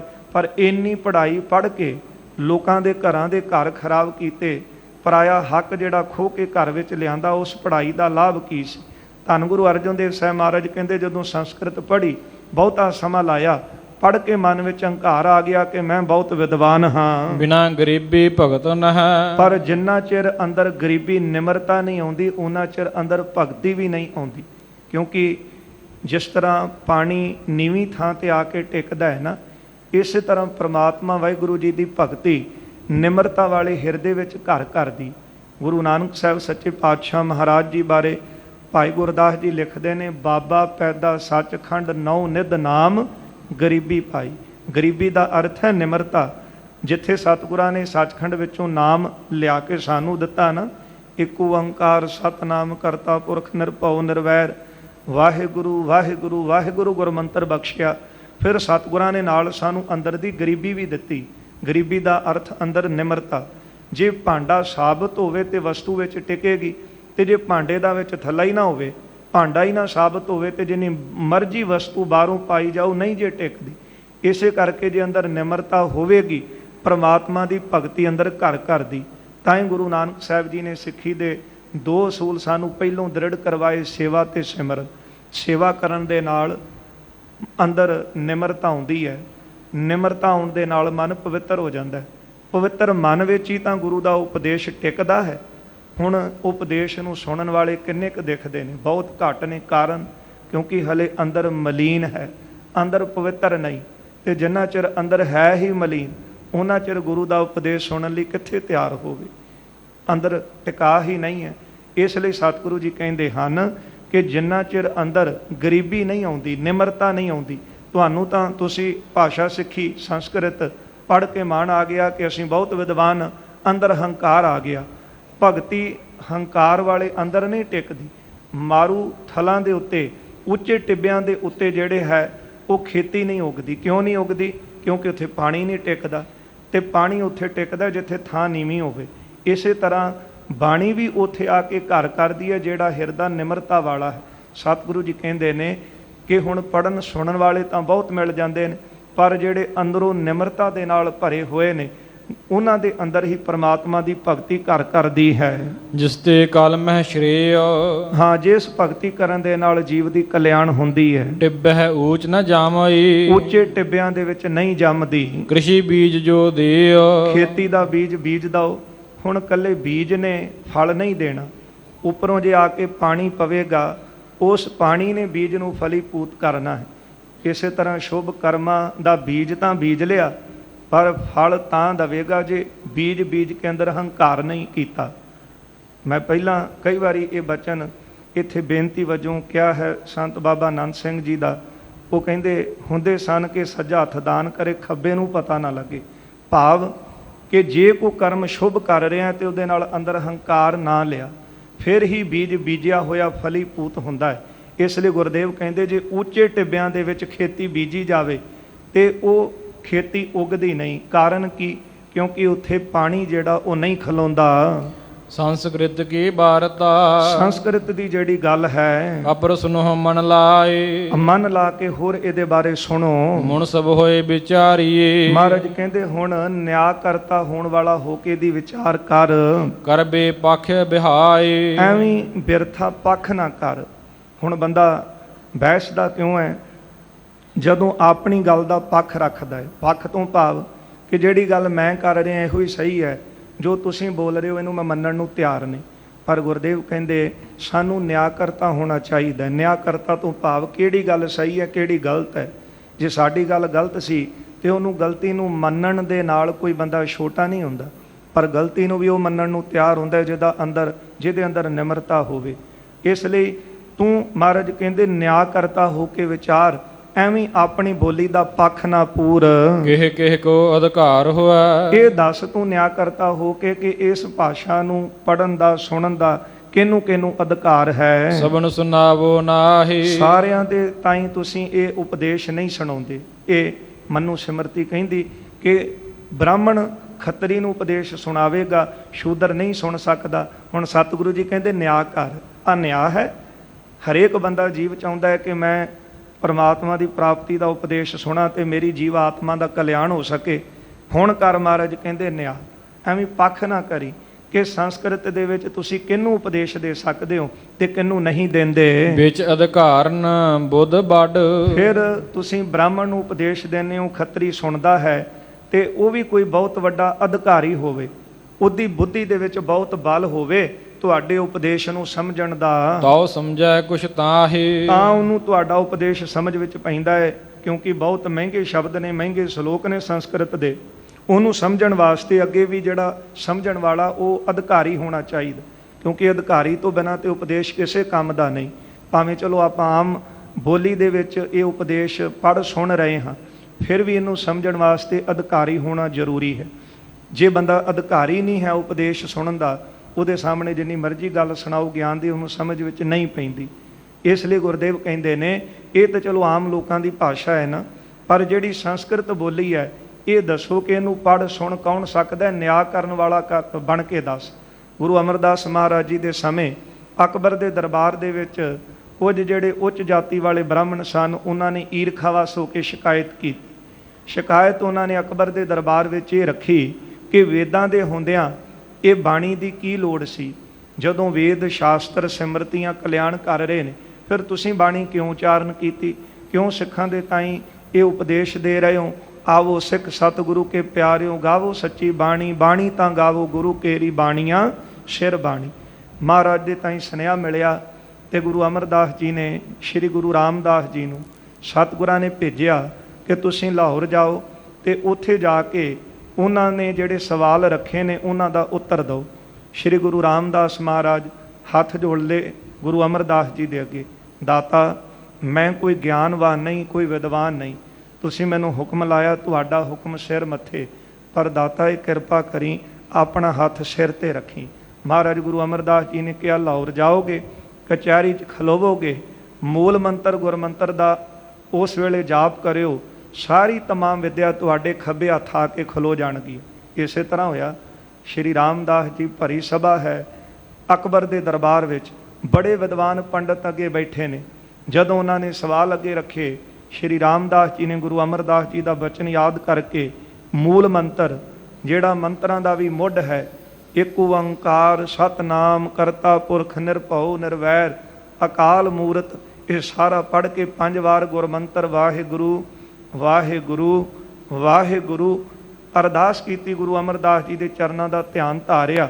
ਜਦੋਂ ਸਵਾਲ ਹੋਏ, ਐਸੇ ਮਹਾਰਾਜ ਜੀ ਨੇ ਉੱਤਰ ਦਿੱਤੇ ਕਿ ਭਰੀ ਕਚਹਿਰੀ ਵਿੱਚ ਵੱਡੇ ਵੱਡੇ ਵਿਦਵਾਨ ਵੀ ਨਿਰਉੱਤਰ ਹੋ ਗਏ। ਸਵਾਲ ਉਹਨਾਂ ਨੇ ਰੱਖਿਆ ਸੀ, ਕਹਿਣ ਲੱਗੇ ਕਿ ਵੇਦਾਂ ਸ਼ਾਸਤਰਾਂ ਦੇ ਹੁੰਦਿਆਂ ਹੀ ਬਾਣੀ ਦੀ ਲੋੜ ਕਿਉਂ ਪਈ। ਮਹਾਰਾਜ ਕਹਿੰਦੇ ਤੁਹਾਡਾ ਸਵਾਲ ਤਾਂ ਠੀਕ ਹੈ, ਪਰ ਜਿਹੜੀ ਬਾਣੀ ਦਾ ਉਪਦੇਸ਼ ਗੁਰੂ ਸਾਹਿਬ ਨੇ ਦਿੱਤਾ ਹੈ ਬਾਣੀ ਨਾਲ ਜੁੜਨ ਦਾ, ਉਹ ਗੁਰੂ ਸਾਹਿਬ ਨੇ ਤਾਂ ਦਿੱਤਾ ਹੈ, ਦੱਸੋ ਕਿ ਤੁਹਾਡੇ ਇਸ ਵੇਦਾਂ ਸ਼ਾਸਤਰਾਂ ਨੂੰ ਕੌਣ ਕੌਣ ਪੜ੍ਹ ਸੁਣ ਸਕਦਾ। ਉਹਨਾਂ ਨੇ ਕਿਹਾ ਬ੍ਰਾਹਮਣ ਖੱਤਰੀ। ਮਹਾਰਾਜ ਕਹਿੰਦੇ ਬਾਕੀ ਕਿੱਧਰ ਜਾਣਗੇ। ਉਸ ਵੇਲੇ ਉਹ ਚੁੱਪ ਹੋਏ। ਗੁਰਦੇਵ ਕਹਿੰਦੇ ਤੁਹਾਡੇ ਵੇਦ ਸ਼ਾਸਤਰਾਂ ਵਿੱਚ ਗਿਆਨ ਹੈ, ਪਰ ਇਹ ਗਿਆਨ ਹੈ ਜਿਸ ਤਰ੍ਹਾਂ ਖੂਹ ਦਾ ਪਾਣੀ ਹੋਵੇ। ਖੂਹ ਦੇ ਪਾਣੀ ਨਾਲ ਖੇਤੀ ਉਹ ਬੰਦਾ ਕਰ ਸਕਦਾ ਜਿਹਦਾ ਖੂਹ ਹੋਵੇ, ਜਾਂ 2-4 ਮਨੁੱਖ ਜਿਨ੍ਹਾਂ ਦੇ ਨੇੜੇ ਖੇਤ ਹੋਣ। ਬਾਕੀ ਸਾਰਾ ਨਗਰ ਕਿੱਧਰ ਜਾਵੇਗਾ। ਬਾਕੀ ਨਗਰ ਨੂੰ ਤਾਂ ਮੀਂਹ ਦੇ ਪਾਣੀ ਦੀ ਲੋੜ ਪੈਂਦੀ। ਜੇ ਮੀਂਹ ਪਵੇ ਤੇ ਸਾਰਿਆਂ ਦੇ ਖੇਤ ਜਿਹੜੇ ਨੇ ਉਹਨਾਂ ਵਿੱਚ ਖੇਤੀ ਉਤਪੰਨ ਹੁੰਦੀ। ਪੁਰਾਣੇ ਸਮਿਆਂ ਵਿੱਚ ਬੱਦਲ ਦੀ ਉਡੀਕ ਹੋਣੀ, ਮੀਂਹ ਪਵੇਗਾ ਤੇ ਸਾਡੇ ਖੇਤ ਜਿਹੜੇ ਉਹ ਹਰੇ ਹੋਣਗੇ। ਜੈਸੇ ਗੁਰੂ ਸਾਹਿਬ ਜੀ ਨੇ ਪਾਵਨ ਬਚਨ ਉਚਾਰਨ ਕੀਤੇ, ਧਰਤੀ ਵਿੱਚ ਪਾਣੀ ਹੈ, ਪਰ ਜਿੰਨਾ ਚਿਰ ਬਾਹਰੋਂ ਮੀਂਹ ਨਹੀਂ ਪੈਂਦਾ ਉਹਨਾਂ ਚਿਰ ਖੇਤੀ ਨਹੀਂ ਹੁੰਦੀ। ਇਸੇ ਤਰ੍ਹਾਂ ਵੇਦ ਸ਼ਾਸਤਰ ਸਨ, ਪਰ ਵੇਦਾਂ ਸ਼ਾਸਤਰਾਂ ਨੂੰ ਪੜ੍ਹਨ ਵਿੱਚ ਵੀ ਤੁਸੀਂ ਪਾਬੰਦੀਆਂ ਲਾਈਆਂ ਹੋਈਆਂ ਨੇ। ਇਸ ਲਈ ਗੁਰੂ ਸਾਹਿਬ ਨੇ ਬਾਣੀ ਉਚਾਰਨ ਕਰਕੇ ਉਪਦੇਸ਼ ਦਿੱਤਾ ਹੈ, ਬਾਣੀ ਨੂੰ ਕੋਈ ਗਾਵੈ ਕੋ ਸੁਣੈ ਹਰ ਨਾਮਾ ਚਿਤ ਲਾਏ, ਕਹੋ ਕਬੀਰ ਸੰਸਾ ਨਹੀਂ ਅੰਤ ਪਰਮਗਤ ਪਾਏ। ਇੱਥੇ ਗੁਰੂ ਅਰਜਨ ਦੇਵ ਸਾਹਿਬ ਸੱਚੇ ਪਾਤਸ਼ਾਹ ਨੇ ਇਹੋ ਬਚਨ ਕਹੇ। ਮਹਾਰਾਜ ਕਹਿੰਦੇ ਹਨ, ਵਿੱਚ ਅਧਿਕਾਰ ਬੁੱਧ ਵੱਡ ਤੋ ਸਮਝੈ ਕੁਛ ਤਾਹੇ। ਜਦੋਂ ਤੁਸੀਂ ਸੰਸਕ੍ਰਿਤ ਵਿੱਚ ਉਪਦੇਸ਼ ਦਿੰਦੇ ਹੋ ਤੇ ਨਿਆਂ ਕਰਤਾ ਹੋ ਕੇ ਦੱਸ ਕਿ ਕੌਣ ਸੁਣ ਸਕਦਾ ਹੈ। ਫਿਰ ਇਹ ਉਪਦੇਸ਼ ਨੂੰ ਸੁਣਨ ਵਾਸਤੇ ਬੁੱਧੀ ਵਿੱਚ ਬਹੁਤ ਬਲ ਹੋਣਾ ਚਾਹੀਦਾ ਹੈ, ਫਿਰ ਗੱਲ ਸਮਝ ਵਿੱਚ ਪੈਂਦੀ ਹੈ। ਸਮਤਵੰਤ ਅਭਿਆਸ ਹੀ, ਜਿਹੜਾ ਅਭਿਆਸੀ ਹੋਵੇ, ਵਿਦਿਆ ਦਾ ਚੰਗੀ ਮੱਤ ਵਾਲਾ ਹੋਵੇ, ਤਉ ਪਠ ਜਾਣੈ ਸੋਈ, ਤਾਂ ਉਹ ਇਸ ਬੋਲੀ ਨੂੰ ਪੜ੍ਹ ਤੇ ਸੁਣ ਸਕਦਾ ਹੈ। ਕਰ ਅਭਿਆਸ ਕਮਾਏ ਕੋ, ਫਿਰ 12 ਸਾਲ ਤਾਂ ਪਹਿਲਾਂ ਇਸ ਬੋਲੀ ਦਾ ਅਭਿਆਸ ਕਰੇ, ਫਿਰ ਉਹਦੀ ਕਮਾਈ ਕਰੇ। ਜਿਸ ਕੋ ਫਲ ਤਬ ਹੋਏ, ਉਹਨੂੰ ਤਾਂ ਫਲ ਜਿਹੜਾ ਝੋਲੀ ਵਿੱਚ ਪੈਂਦਾ ਹੈ। ਕੱਲਾ ਉਪਦੇਸ਼ ਸੁਣਨ ਨਾਲ ਫਲ ਨਹੀਂ ਮਿਲ ਜਾਂਦਾ, ਉਪਦੇਸ਼ ਸੁਣ ਕੇ ਉਹਦਾ ਅਭਿਆਸ ਕਰਨਾ। ਗੁਰੂ ਸਾਹਿਬ ਨੇ ਸਾਨੂੰ ਬਚਨ ਕਹੇ ਨੇ, ਜਿਨੀ ਸੁਣ ਕੇ ਮੰਨਿਆ ਹੋ 3 ਬਲਿਹਾਰ ਜਾਓ। 4 ਪੌੜੀਆਂ ਸੁਣਨ ਦਾ ਮਹੱਤਮ, ਫਿਰ ਮੰਨਣ ਦਾ, ਫਿਰ ਅੱਗੇ 5 ਪ੍ਰਵਾਨ 5 ਪ੍ਰਧਾਨ 5 ਪਾਵੈ ਦਰਗਹਿ ਮਾ। ਦਰਗਾਹ ਵਿੱਚ ਮਨ ਉਹਨਾਂ ਨੂੰ ਮਿਲਦਾ ਜਿਹੜੇ ਸੁਣ ਕੇ ਗੁਰੂ ਦੇ ਉਪਦੇਸ਼ ਨੂੰ ਮੰਨ ਲੈਂਦੇ, ਕਮਾਈ ਕਰਦੇ। ਇਸੇ ਤਰ੍ਹਾਂ ਪਹਿਲਾਂ ਲੱਖਾਂ ਵਿੱਚੋਂ ਕੋਈ ਵਿਰਲਾ ਨਿਕਲਦਾ ਹੈ ਜਿਹੜਾ ਇਸ ਉਪਦੇਸ਼ ਨੂੰ ਸੁਣ ਕੇ ਉਹਦੀ ਕਮਾਈ ਕਰਦਾ ਹੈ। ਲੱਖੋ ਮੈਂ ਨਰ ਪਾਏ ਕੋ, ਲੱਖਾਂ ਵਿੱਚੋਂ ਕੋਈ ਵਿਰਲਾ ਮਨੁੱਖ ਹੁੰਦਾ ਹੈ ਜੇ ਸਭ ਵਿਦ ਬਣ ਜਾਏ, ਜਿਹਦੇ ਨਾਲ ਸਾਰੀਆਂ ਵਿਧੀਆਂ ਬਣਦੀਆਂ ਨੇ। ਕਿਹੜੀਆਂ ਵਿਧੀਆਂ? ਪਹਿਲਾਂ ਉਹ ਅਧਿਕਾਰੀ ਹੋਵੇ, ਸੰਸਕ੍ਰਿਤ ਦਾ ਗਿਆਤਾ ਹੋਵੇ, 12 ਸਾਲ ਉਹਨੇ ਵਿਦਿਆ ਦਾ ਅਧਿਐਨ ਕੀਤਾ ਹੋਵੇ, ਫਿਰ ਉਹਦੀ ਬੁੱਧੀ ਵਿੱਚ ਬੜੀ ਤਾਕਤ ਹੋਵੇ। ਕਈ ਵਾਰੀ ਆਪੋ ਆਪਣੀ ਬੁੱਧੀ ਹੈ ਬੰਦੇ ਦੀ, ਕਈ ਵਾਰੀ ਕਿਸੇ ਦੀ ਗੱਲ ਥੋੜ੍ਹੀ ਜਿਹੀ ਇਸ਼ਾਰਾ ਮਾਤਰ ਹੀ ਸਮਝ ਪੈ ਜਾਂਦੀ, ਕਈ ਵਾਰੀ ਉਹਨੂੰ ਪੂਰੀ ਗੱਲ ਖੋਲ ਕੇ ਸਮਝਾਉਣੀ ਪੈਂਦੀ ਤਾਂ ਸਮਝ ਵਿੱਚ ਪੈਂਦੀ ਹੈ। ਪਰ ਮਹਾਰਾਜ ਕਹਿੰਦੇ ਦੱਸੋ ਕਿ ਹੁਣ ਸੰਸਕ੍ਰਿਤ ਦਾ ਪਹਿਲਾਂ ਅਧਿਐਨ ਕੀਤਾ ਹੋਵੇ ਇੰਨੇ ਸਾਲ, ਫਿਰ ਉਹਦੀ ਬੁੱਧੀ ਵਿੱਚ ਬੜਾ ਬਲ ਹੋਵੇ, ਫਿਰ ਉਪਦੇਸ਼ ਨੂੰ ਸੁਣੇ, ਸੁਣ ਕੇ ਉਹਦੀ ਕਮਾਈ ਕਰੇ। ਇਉਂ ਲੱਖਾਂ 'ਚੋਂ ਕੋਈ ਵਿਰਲਾ ਏਕਾਦ ਮਨੁੱਖ ਹੁੰਦਾ ਹੈ ਜਿਹਦੇ ਨਾਲ ਸਾਰੀ ਇਹ ਵਿਧੀ ਬਣਦੀ ਹੈ। ਆਪਣੇ ਸ਼੍ਰੇय ਸੋ ਕਰ ਸਕੈ, ਉਸ ਇਕੱਲੇ ਦੀ ਕਲਿਆਣ ਜੀਵ ਦੀ ਹੁੰਦੀ ਹੈ। ਆਪਰਨ ਕੋ ਕਿਆ ਪਾਏ। ਫਿਰ ਦੱਸੋ ਕਿ ਹੋਰਾਂ ਦੀ ਕਲਿਆਣ ਕਿਸ ਤਰ੍ਹਾਂ ਉਹ ਕਰੇਗਾ? ਜਿਹੜਾ ਇੰਨਾ ਜ਼ਿਆਦਾ ਵਿਦਵਾਨ ਬੰਦਾ ਪੜ੍ਹ ਸੁਣ ਕੇ ਉਹਦਾ ਅਭਿਆਸ ਕਰਕੇ ਫਿਰ ਉਹ ਧਰਿਆ, ਬਾਕੀ ਜਿਹੜੇ ਜੀਵ ਨੇ ਉਹਨਾਂ ਦੀ ਕਲਿਆਣ ਕਿਸ ਤਰ੍ਹਾਂ ਹੋਵੇਗੀ? ਜਥਾ ਕੂਪ ਕੋ ਨੀਰ ਲੇ, ਜਿਸ ਤਰ੍ਹਾਂ ਖੂਹ ਦਾ ਪਾਣੀ ਲੈ ਕੇ ਇਕ ਨਰ ਬੋਵੈ ਖੇਤ, ਇੱਕ ਬੰਦਾ ਉਹਦੇ ਨਾਲ ਖੇਤੀ ਕਰ ਸਕਦਾ ਹੈ। ਸਿੰਚਿਤ ਸ਼ਰਮ ਕਰ ਨਿਤਾ ਪ੍ਰਤ, ਆਪਣੇ ਖੇਤਾਂ ਦੀ ਸਿੰਚਾਈ ਕਰਦਾ ਹੈ ਨਿਤਾ ਪ੍ਰਤੀ, ਤਉ ਕੁਛ ਨਿਜ ਕਰ ਲੇਤ, ਤਾਂ ਉਹਨੂੰ ਕੁਝ ਹੱਥ ਵਿੱਚ ਖੇਤੀ ਪ੍ਰਾਪਤ ਹੁੰਦੀ ਹੈ। ਅਬ ਭਾਖਾ ਕੀ ਬਾਤ ਸੁਣ। ਮਹਾਰਾਜ ਕਹਿੰਦੇ ਹੁਣ ਜਿਹੜੀ ਆਮ ਲੋਕਾਂ ਦੀ ਭਾਸ਼ਾ ਤੁਸੀਂ ਕਹਿੰਦੇ ਹੋ ਨਾ ਕਿ ਇਹਦੇ ਵਿੱਚ ਉਪਦੇਸ਼ ਨਹੀਂ ਸੁਣਨਾ, ਇਹਦੀ ਗੱਲ ਸੁਣੋ। ਸਰਬ ਜਾਤ ਅਧਿਕਾਰ, ਭਾਵੇਂ ਕੋਈ ਜਾਤੀ ਵਾਲਾ ਹੋਵੇ ਤੇ ਭਾਵੇਂ ਕਿਸੇ ਤਰ੍ਹਾਂ ਦਾ ਕੋਈ ਅਧਿਕਾਰੀ ਹੋਵੇ, ਲਗ ਦੀਰਘ ਬੁੱਧ ਸਭ ਸੁਣੈ, ਛੋਟਾ ਹੋਵੇ ਵੱਡਾ ਹੋਵੇ, ਕਿਸੇ ਦੀ ਬੁੱਧੀ ਛੋਟੀ ਹੈ ਕਿਸੇ ਦੀ ਵੱਡੀ ਹੈ, ਕੋਈ ਗਿਆਨਵਾਨ ਹੈ ਕੋਈ ਨਹੀਂ ਗਿਆਨਵਾਨ, ਸਾਰੇ ਬਾਣੀ ਦੇ ਉਪਦੇਸ਼ ਨੂੰ ਸੁਣਦੇ ਹਨ। ਸਮਝੈ ਸਾਰੇ ਅਸਾਰ, ਅਤੇ ਸਾਰ ਅਸਾਰ ਕੀ ਚੰਗਾ ਹੈ ਤੇ ਕੀ ਮਾੜਾ ਹੈ ਇਹ ਉਪਦੇਸ਼ ਵਿੱਚੋਂ ਸਾਰੇ ਸਮਝ ਲੈਂਦੇ ਹਨ। ਬਹੁਤ ਨਹੀਂ ਅਭਿਆਸ ਚਾਹੈ, ਇਸ ਬਾਣੀ ਨੂੰ ਪੜਨ ਸੁਣਨ ਵਾਸਤੇ ਬਹੁਤੇ ਅਭਿਆਸ ਦੀ ਲੋੜ ਨਹੀਂ ਹੈ। ਥੋਰਨ ਦਿਨ ਮਹਿ ਜਾਣ, ਥੋੜੇ ਦਿਨਾਂ ਦੇ ਵਿੱਚ ਹੀ ਬੰਦਾ ਗਿਆਨਵਾਨ ਹੋ ਜਾਂਦਾ ਹੈ। ਊਚ ਨੀਚ ਪਠ ਕਿਦੋ ਸੁਣ, ਭਾਵੇਂ ਉੱਚੀ ਜਾਤ ਵਾਲਾ ਹੈ, ਭਾਵੇਂ ਨੀਵੀਂ ਜਾਤ ਵਾਲਾ, ਕਿਸੇ ਜਾਤੀ ਨਾਲ ਉਹ ਸੰਬੰਧ ਰੱਖਦਾ ਹੋਵੇ, ਅਮੀਰ ਹੋਵੇ ਗਰੀਬ ਹੋਵੇ, ਭਗਤ ਕਰੇ ਹਿਤ ਠਾਨ, ਜਿਹੜਾ ਵੀ ਪ੍ਰੇਮ ਦੇ ਨਾਲ ਪ੍ਰਮਾਤਮਾ ਦੀ ਭਗਤੀ ਕਰੇਗਾ ਸਭ ਭਾਵੈ ਕਲਿਆਣ ਕੋ, ਸਾਰੇ ਹੀ ਕਲਿਆਣ ਪ੍ਰਾਪਤ ਕਰਨਗੇ। ਇੱਥੇ ਕੋਈ ਵਿਤਕਰਾ ਨਹੀਂ ਹੈ। ਤੁਸੀਂ ਕਹਿੰਦੇ ਹੋ ਰੱਬ ਦੀ ਪ੍ਰਾਪਤੀ ਵਾਸਤੇ ਫਲਾਣੀ ਜਾਤੀ ਵਿੱਚ ਆਉਣ ਦੀ ਜ਼ਰੂਰਤ ਹੈ, ਪਰ ਗੁਰਦੇਵ ਕਹਿੰਦੇ ਸਾਨੂੰ ਜਿਹੜਾ ਗੁਰਾਂ ਨੇ ਉਪਦੇਸ਼ ਦਿੱਤਾ ਹੈ ਨਾ ਉਹ ਇਹ ਹੈ ਕਿ ਇਸ ਉਪਦੇਸ਼ ਨੂੰ ਕੋਈ ਪੜ੍ਹ ਸੁਣ ਲਵੇ। ਕਈ ਤਾਂ ਸਰੋਤੇ ਜਨ ਹਰ ਰੋਜ਼ ਕਥਾ ਸੁਣਨ ਵਾਲੇ ਨੇ ਤੇ ਉਹਨਾਂ ਕੋਲ ਬਹੁਤ ਗਿਆਨ ਹੁੰਦਾ ਹੈ, ਪਰ ਇੱਥੇ ਤਾਂ ਆਮ ਬੰਦਾ ਵੀ ਆ ਕੇ ਜਦੋਂ ਸੰਗਤ ਵਿੱਚ ਬੈਠ ਜਾਵੇ ਚਿੱਤ ਜੋੜ ਕੇ, ਉਹ ਵੀ ਜਦੋਂ ਉਪਦੇਸ਼ ਸੁਣ ਲਏ ਤੇ ਉਹ ਵੀ ਗਿਆਨਵਾਨ ਬਣ ਜਾਂਦਾ ਹੈ। ਗੁਰੂ ਕਲਗੀਧਰ ਸਾਹਿਬ ਜੀ ਦੇ ਬਚਨ, ਇਨਹੀ ਤੇ ਪੰਡਤ ਉਪਜਾਊ ਕਥਾ ਕਰਨ ਕੀ ਰੀਤ ਚਲਾਊ। ਤੁਸੀਂ ਕਹਿੰਦੇ ਹੋ ਕਿ ਆ ਫਲਾਣੀ ਜਾਤੀ ਵਾਲਾ ਹੀ ਕਥਾ ਕਰ ਸਕਦਾ, ਉਪਦੇਸ਼ ਦੇ ਸਕਦਾ ਹੈ। ਆ ਜਿਨ੍ਹਾਂ ਨੂੰ ਤੁਸੀਂ ਸ਼ੂਦਰ ਕਹਿ ਕੇ ਦੁਰਕਾਰ ਰਹੇ ਹੋ ਨਾ, ਪਾਤਸ਼ਾਹ ਕਹਿੰਦੇ ਨਹੀਂ ਤੇ ਪੰਡਤ ਉਪਜਾਊ ਕਥਾ ਕਰਨ ਕੀ ਰੀਤ ਚਲਾਊ, ਇਹਨਾਂ ਤੋਂ ਮੈਂ ਪੰਡਤ ਪੈਦਾ ਕਰਾਂਗਾ ਤੇ ਇਹ ਅੱਗੇ ਉਪਦੇਸ਼ ਦਿਆ ਕਰਨਗੇ। ਇਨਹੀ ਤੇ ਪੰਡਤ ਉਪਜਾਊ ਕਥਾ ਕਰਨ ਕੀ ਰੀਤ ਚਲਾਊ, इन्हीं ते राजे उपजाऊं राज करन की रीत चलाऊं, इन्हीं को सरदार बनाऊं तबै गोबिंद सिंह नाम कहाऊं। ये बख्शिशां गुरु साहिबाना ने साडे ते कीतियां ने। जेड़े बचन भगत रविदास जी दे आए सी, लाल तुझ बिन कौन करे, किन्ने मान देना सी इन्हां। जेड़ा गुरु नानक साहिब जी ने साडे उत्ते रहमतां वरता दित्तियां, नहीं सी अधिकार किसे नूं परमात्मा की प्राप्ति का उपदेश भी कोई नहीं सी सुन सकता जिन्हों ये शूद्र जाति वाला कहिंदे सन। पर महाराज कहते हैं कि वो किधर जाणगे, जिहड़ी बाणी विच असीं उपदेश दे रहे हैं ना, इस बाणी नूं कोई उच्ची जाति वाला, कोई नीवीं जाति वाला, कोई अमीर है, कोई गरीब है, कोई ज्ञानवान, कोई नहीं भी पढ़िया, अनपढ़िया परमगत पावे। ਜਿਹੜਾ ਵੀ ਪੜ੍ਹੇ ਸੁਣੇਗਾ ਉਹਦੀ ਕਲਿਆਣ ਹੋਵੇਗੀ। ਸਭ ਭਾਵੈ ਕਲਿਆਣ ਕੋ, ਸਾਰਿਆਂ ਦੀ ਕਲਿਆਣ ਹੋਵੇਗੀ। ਜਾਤ ਸਨਾਤ ਅਨੇਕ, ਹਾਂ ਭਾਵੇਂ ਉਹ ਸਨਾਤੀ ਜਾਤ ਵਾਲਾ, ਜਿਹਨੂੰ ਤੁਸੀਂ ਸ਼ੂਦਰ ਜਾਤੀ ਵਾਲਾ ਕਹਿੰਦੇ ਹੋ, ਉਹਦੀ ਵੀ ਇਹ ਉਪਦੇਸ਼ ਨੂੰ ਸੁਣ ਕੇ ਪੜ੍ਹ ਸੁਣ ਕੇ ਉਹਦੀ ਕਲਿਆਣ ਪਾਵੇਗਾ। ਸਿਮਰਨ ਕਰ ਸਤਨਾਮ ਕੋ, ਸਤਨਾਮ ਵਾਹਿਗੁਰੂ ਦਾ ਸਿਮਰਨ ਕਰਕੇ ਸਾਰ ਅਸਾਰ ਵਿਵੇਕ, ਸਾਰੇ ਹੀ ਜਾਣ ਲੈਣਗੇ ਕੀ ਸਹੀ ਹੈ ਤੇ ਕੀ ਗਲਤ ਹੈ। ਮਹਾਰਾਜ ਕਹਿੰਦੇ ਇਹ ਉਪਦੇਸ਼ ਅਸੀਂ ਸਾਰੇ ਮਨੁੱਖਤਾ ਦੇ ਕਲਿਆਣ ਵਾਸਤੇ ਦਿੱਤਾ ਹੈ। ਸਾਧ ਸੰਗਤ, ਇੱਕ ਅੰਗਰੇਜ਼ ਵਿਦਵਾਨ ਨੇ ਬੜਾ ਸੁੰਦਰ ਲਿਖਿਆ ਸੀ ਕਿ ਜਦੋਂ ਸਾਰੇ ਸੰਸਾਰ ਨੂੰ ਸੋਝੀ ਆਵੇਗੀ, ਇੱਕੋ ਇੱਕ ਦੁਨੀਆ ਤੇ ਗ੍ਰੰਥ ਹੋਵੇਗਾ, ਉਹ ਗੁਰੂ ਗ੍ਰੰਥ ਸਾਹਿਬ ਜੀ, ਜਿਹੜਾ ਸਮੁੱਚੀ ਸ੍ਰਿਸ਼ਟੀ ਦਾ ਸੰਸਾਰ ਦਾ ਕਲਿਆਣ ਕਰਨ ਵਾਲਾ ਹੈ। ਸਾਰੀ ਸ੍ਰਿਸ਼ਟੀ ਨੂੰ ਆਪਣੇ ਕਲਾਵੇ ਵਿੱਚ ਲੈਂਦਾ ਹੈ। ਇੱਥੇ ਕਿਸੇ ਤਰ੍ਹਾਂ ਦਾ ਕੋਈ ਵਿਤਕਰਾ ਨਹੀਂ। ਅਵਲ ਦੋਮਨਾ ਸੇਮ ਖਰਾਬਾ, ਪਹਿਲੇ ਦੂਜੇ ਤੀਜੇ ਦਰਜੇ ਦੀ ਕੋਈ ਈਰਖਾ ਨਹੀਂ ਹੈ। ਭਾਈ ਗੁਰਦਾਸ ਜੀ ਕਹਿੰਦੇ ਇੱਥੇ ਨਹੀਂ ਕਿ ਫਲਾਣੇ ਜਾਤੀ ਵਾਲੇ ਨੂੰ ਦੇਖ ਕਰਕੇ ਮੰਦਰ ਦੇ ਦਰਵਾਜ਼ੇ ਬੰਦ ਕਰ ਲਏ ਹੋਣ। ਇਹ ਪ੍ਰੂਫ ਸਾਨੂੰ ਕਿਸੇ ਤੋਂ ਲੈਣ ਦੀ ਲੋੜ ਨਹੀਂ। ਸਗੋਂ ਭਗਤ ਨਾਮਦੇਵ ਜੀ ਦੇ ਆਪਾਂ ਬਚਨ ਪੜ੍ਹਦੇ ਹਾਂ, ਹਸਤ ਖੇਲਤ ਤੇਰੇ ਦੇਹੁਰੇ ਆਇਆ, ਭਗਤ ਕਰਤ ਨਾਮਾ ਪਕੜ ਉਠਾਏ।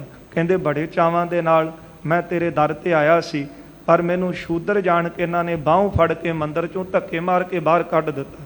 ਸਾਧ ਸੰਗਤ, ਅੱਜ ਵੀ ਉਹ ਪ੍ਰੂਫ ਸਾਹਮਣੇ ਨੇ। ਜਦੋਂ ਅਸੀਂ ਉਂਡੇ ਨਗਰ ਜਾਂਦੇ ਹਾਂ, ਭਗਤ ਨਾਮਦੇਵ ਜੀ ਜਿਸ ਮੰਦਰ ਦੇ ਪਿਛਲੇ ਪਾਸੇ ਆ ਕੇ ਬੈਠੇ ਸਨ। ਮਹਾਰਾਜ ਦੇ ਬਚਨ ਆਪਾਂ ਪੜ੍ਹਦੇ ਹਾਂ ਭਗਤ ਨਾਮਦੇਵ ਜੀ ਦੇ, ਜਿਉਂ-ਜਿਉਂ ਨਾਮਾ ਹਰ ਗੁਣ ਉਚਰੈ ਭਗਤ ਜਨਾਂ ਕੋ ਦੇਵਰਾ ਫਿਰੈ। ਤੇ ਅੱਜ ਵੀ ਉਹ ਮੰਦਰ ਦੇ ਛੱਜੇ ਚੁੱਕੇ ਨੇ। ਜਿੰਨੇ ਸਨਾਤਨ ਮਤ ਦੇ ਮੰਦਰ ਉਹਨਾਂ ਦੇ ਦਰਵਾਜ਼ੇ ਚੜ੍ਹਦੇ ਪਾਸੇ, ਪਰ ਇੱਕੋ ਇੱਕੋ ਮੰਦਰ ਦੇਖਦੇ ਹਾਂ ਜਿਹੜਾ ਮੁੱਖ ਲਹਿੰਦੇ ਵਾਲੇ ਪਾਸੇ ਉਹ ਭਗਤ ਨਾਮਦੇਵ ਜੀ ਕਰਕੇ ਗੁਰੂ ਸਾਹਿਬ ਜੀ ਦੇ ਬਚਨ ਹਨ। ਫੇਰ ਦੀਆ ਨਾਮੇ ਕੋ ਦੇਹੁਰਾ ਪੰਡੀਅਨ ਕੋ ਪਿਛਵਾਰਲ। ਜਿਹੜੇ ਪੰਡੇ ਬੁੱਧੀ ਵਾਲੇ ਜਿਨ੍ਹਾਂ ਨੂੰ ਮਾਣ ਸੀ ਆਪਣੀ ਜਾਤੀ ਦਾ, ਆਪਣੀ ਵਿਦਿਆ ਦਾ, ਉਹਨਾਂ ਵੱਲ ਪਿੱਠ ਕਰ ਲਈ। ਹਰ ਜੁਗ ਜੁਗ ਭਗਤੋ ਪਾਇਆ ਪੈਜ ਰੱਖਦਾ ਰਾਮ ਰਾਜੇ। ਹਰਨਾਕਸ਼ ਦੁਸ਼ਟ ਹਰ ਮਾਰਿਆ ਪ੍ਰਹਿਲਾਦ ਤਰਾਇਆ। ਅਹੰਕਾਰੀਆਂ ਨਿੰਦਕਾਂ ਪਿੱਠ ਦੇ ਨਾਮ ਦਿਓ ਮੁਖ ਲਾਇਆ। ਹੰਕਾਰੀਆਂ ਵੱਲ ਪਿੱਠ ਕੀਤੀ, ਆਪਣੇ ਪਿਆਰੇ ਵੱਲ ਮੁੱਖ ਕਰਕੇ ਉਹਨੂੰ ਗਲ ਦੇ ਨਾਲ ਲਾਇਆ। ਇਹ ਸਤਿਗੁਰੂ ਗੁਰੂ ਅਰਜਨ ਦੇਵ ਸਾਹਿਬ ਜੀ ਉਪਦੇਸ਼ ਦੇ ਰਹੇ ਨੇ। ਜਿਸ ਤਰ੍ਹਾਂ ਫਿਰ ਉੱਚ ਜਾਤੀ ਵਾਲਾ ਇਹ ਬ੍ਰਾਹਮਣ ਜਿਹਨੂੰ ਜਾਤ ਦਾ ਵਿਦਿਆ ਦਾ ਮਾਣ ਸੀ, ਸਤਿਗੁਰਾਂ ਦਾ ਉਪਦੇਸ਼ ਸੁਣ ਕੇ ਮਹਾਰਾਜ ਦੇ ਚਰਨਾਂ 'ਤੇ ਸਿਰ ਝੁਕਾਉਂਦਾ ਹੈ, ਚਰਨ ਪਾਉ ਲੈ ਕੇ ਸਿੱਖੀ ਧਾਰਨ ਕਰਦਾ ਹੈ। ਇਹ ਵਿਚਾਰ ਆਪਾਂ ਕੱਲ੍ਹ ਦੇ ਦੀਵਾਨਾਂ 'ਚ ਸਰਵਣ ਕਰਾਂਗੇ। ਫਿਰ ਜਿਸ ਤਰ੍ਹਾਂ ਸਤਿਗੁਰੂ ਜੀ ਨੇ ਇੱਥੇ ਵੱਖ-ਵੱਖ ਕਿੱਤਿਆਂ ਵਾਲੇ ਅੰਮ੍ਰਿਤਸਰ ਲਿਆ ਕੇ ਇਹਨਾਂ ਨੂੰ ਬਿਠਾਇਆ ਸੀ, ਇਹ ਵੀ ਸਤਿਗੁਰਾਂ ਦੀ ਸ਼ਰਨ ਚੱਲ ਕੇ ਆਉਣਗੇ, ਬੇਨਤੀਆਂ ਕਰਨਗੇ, ਮਹਾਰਾਜ ਸਾਡੇ ਕਾਰੋਬਾਰ ਕਿਸ ਤਰ੍ਹਾਂ ਕੇ ਤੁਰਨਗੇ। ਇਹ ਉਪਦੇਸ਼ ਸਤਿਗੁਰੂ ਜੀ ਅੰਮ੍ਰਿਤਸਰ ਨਿਵਾਸੀਆਂ ਨੂੰ ਵੀ ਦੇਣਗੇ। ਇਹ ਵਿਚਾਰਾਂ ਆਪਾਂ ਕੱਲ੍ਹ ਦੇ ਦੀਵਾਨਾਂ 'ਚ ਸਰਵਣ ਕਰਾਂਗੇ। ਹੋਈਆਂ ਭੁੱਲਾਂ ਚੁੱਕਾਂ ਦੀ ਖਿਮਾ ਕਰ ਦੇਣੀ ਜੀ, ਅੱਗੇ ਵਾਸਤੇ ਅਸੀਸ ਦੇਣੀ। ਜੋ ਉਪਦੇਸ਼ ਆਪਾਂ ਸਰਵਣ ਕੀਤਾ ਹੈ, ਗੁਰਦੇਵ ਦਾ ਦਿੱਤਾ ਉਪਦੇਸ਼ ਸਾਡੇ ਹਿਰਦਿਆਂ 'ਚ ਵਸ ਜਾਵੇ। ਇਹਨਾਂ ਬਚਨਾਂ ਦੀ ਕਮਾਈ ਕਰ ਸਕੀਏ, ਲੋਕ ਸੁਖੀਏ ਪਰ ਲੋਕ ਸੁਹੇਲੇ ਹੋ ਸਕਣ ਜੀ। ਸਭ ਪਾਵੈ ਕਲਿਆਣ ਕੋ, ਜਾਤ ਸਨਾਤ ਅਨੇਕ। ਸਿਮਰਨ ਕਰ ਸਤਨਾਮ ਕੋ, ਸਾਰ ਅਸਾਰ ਵਿਵੇਕ।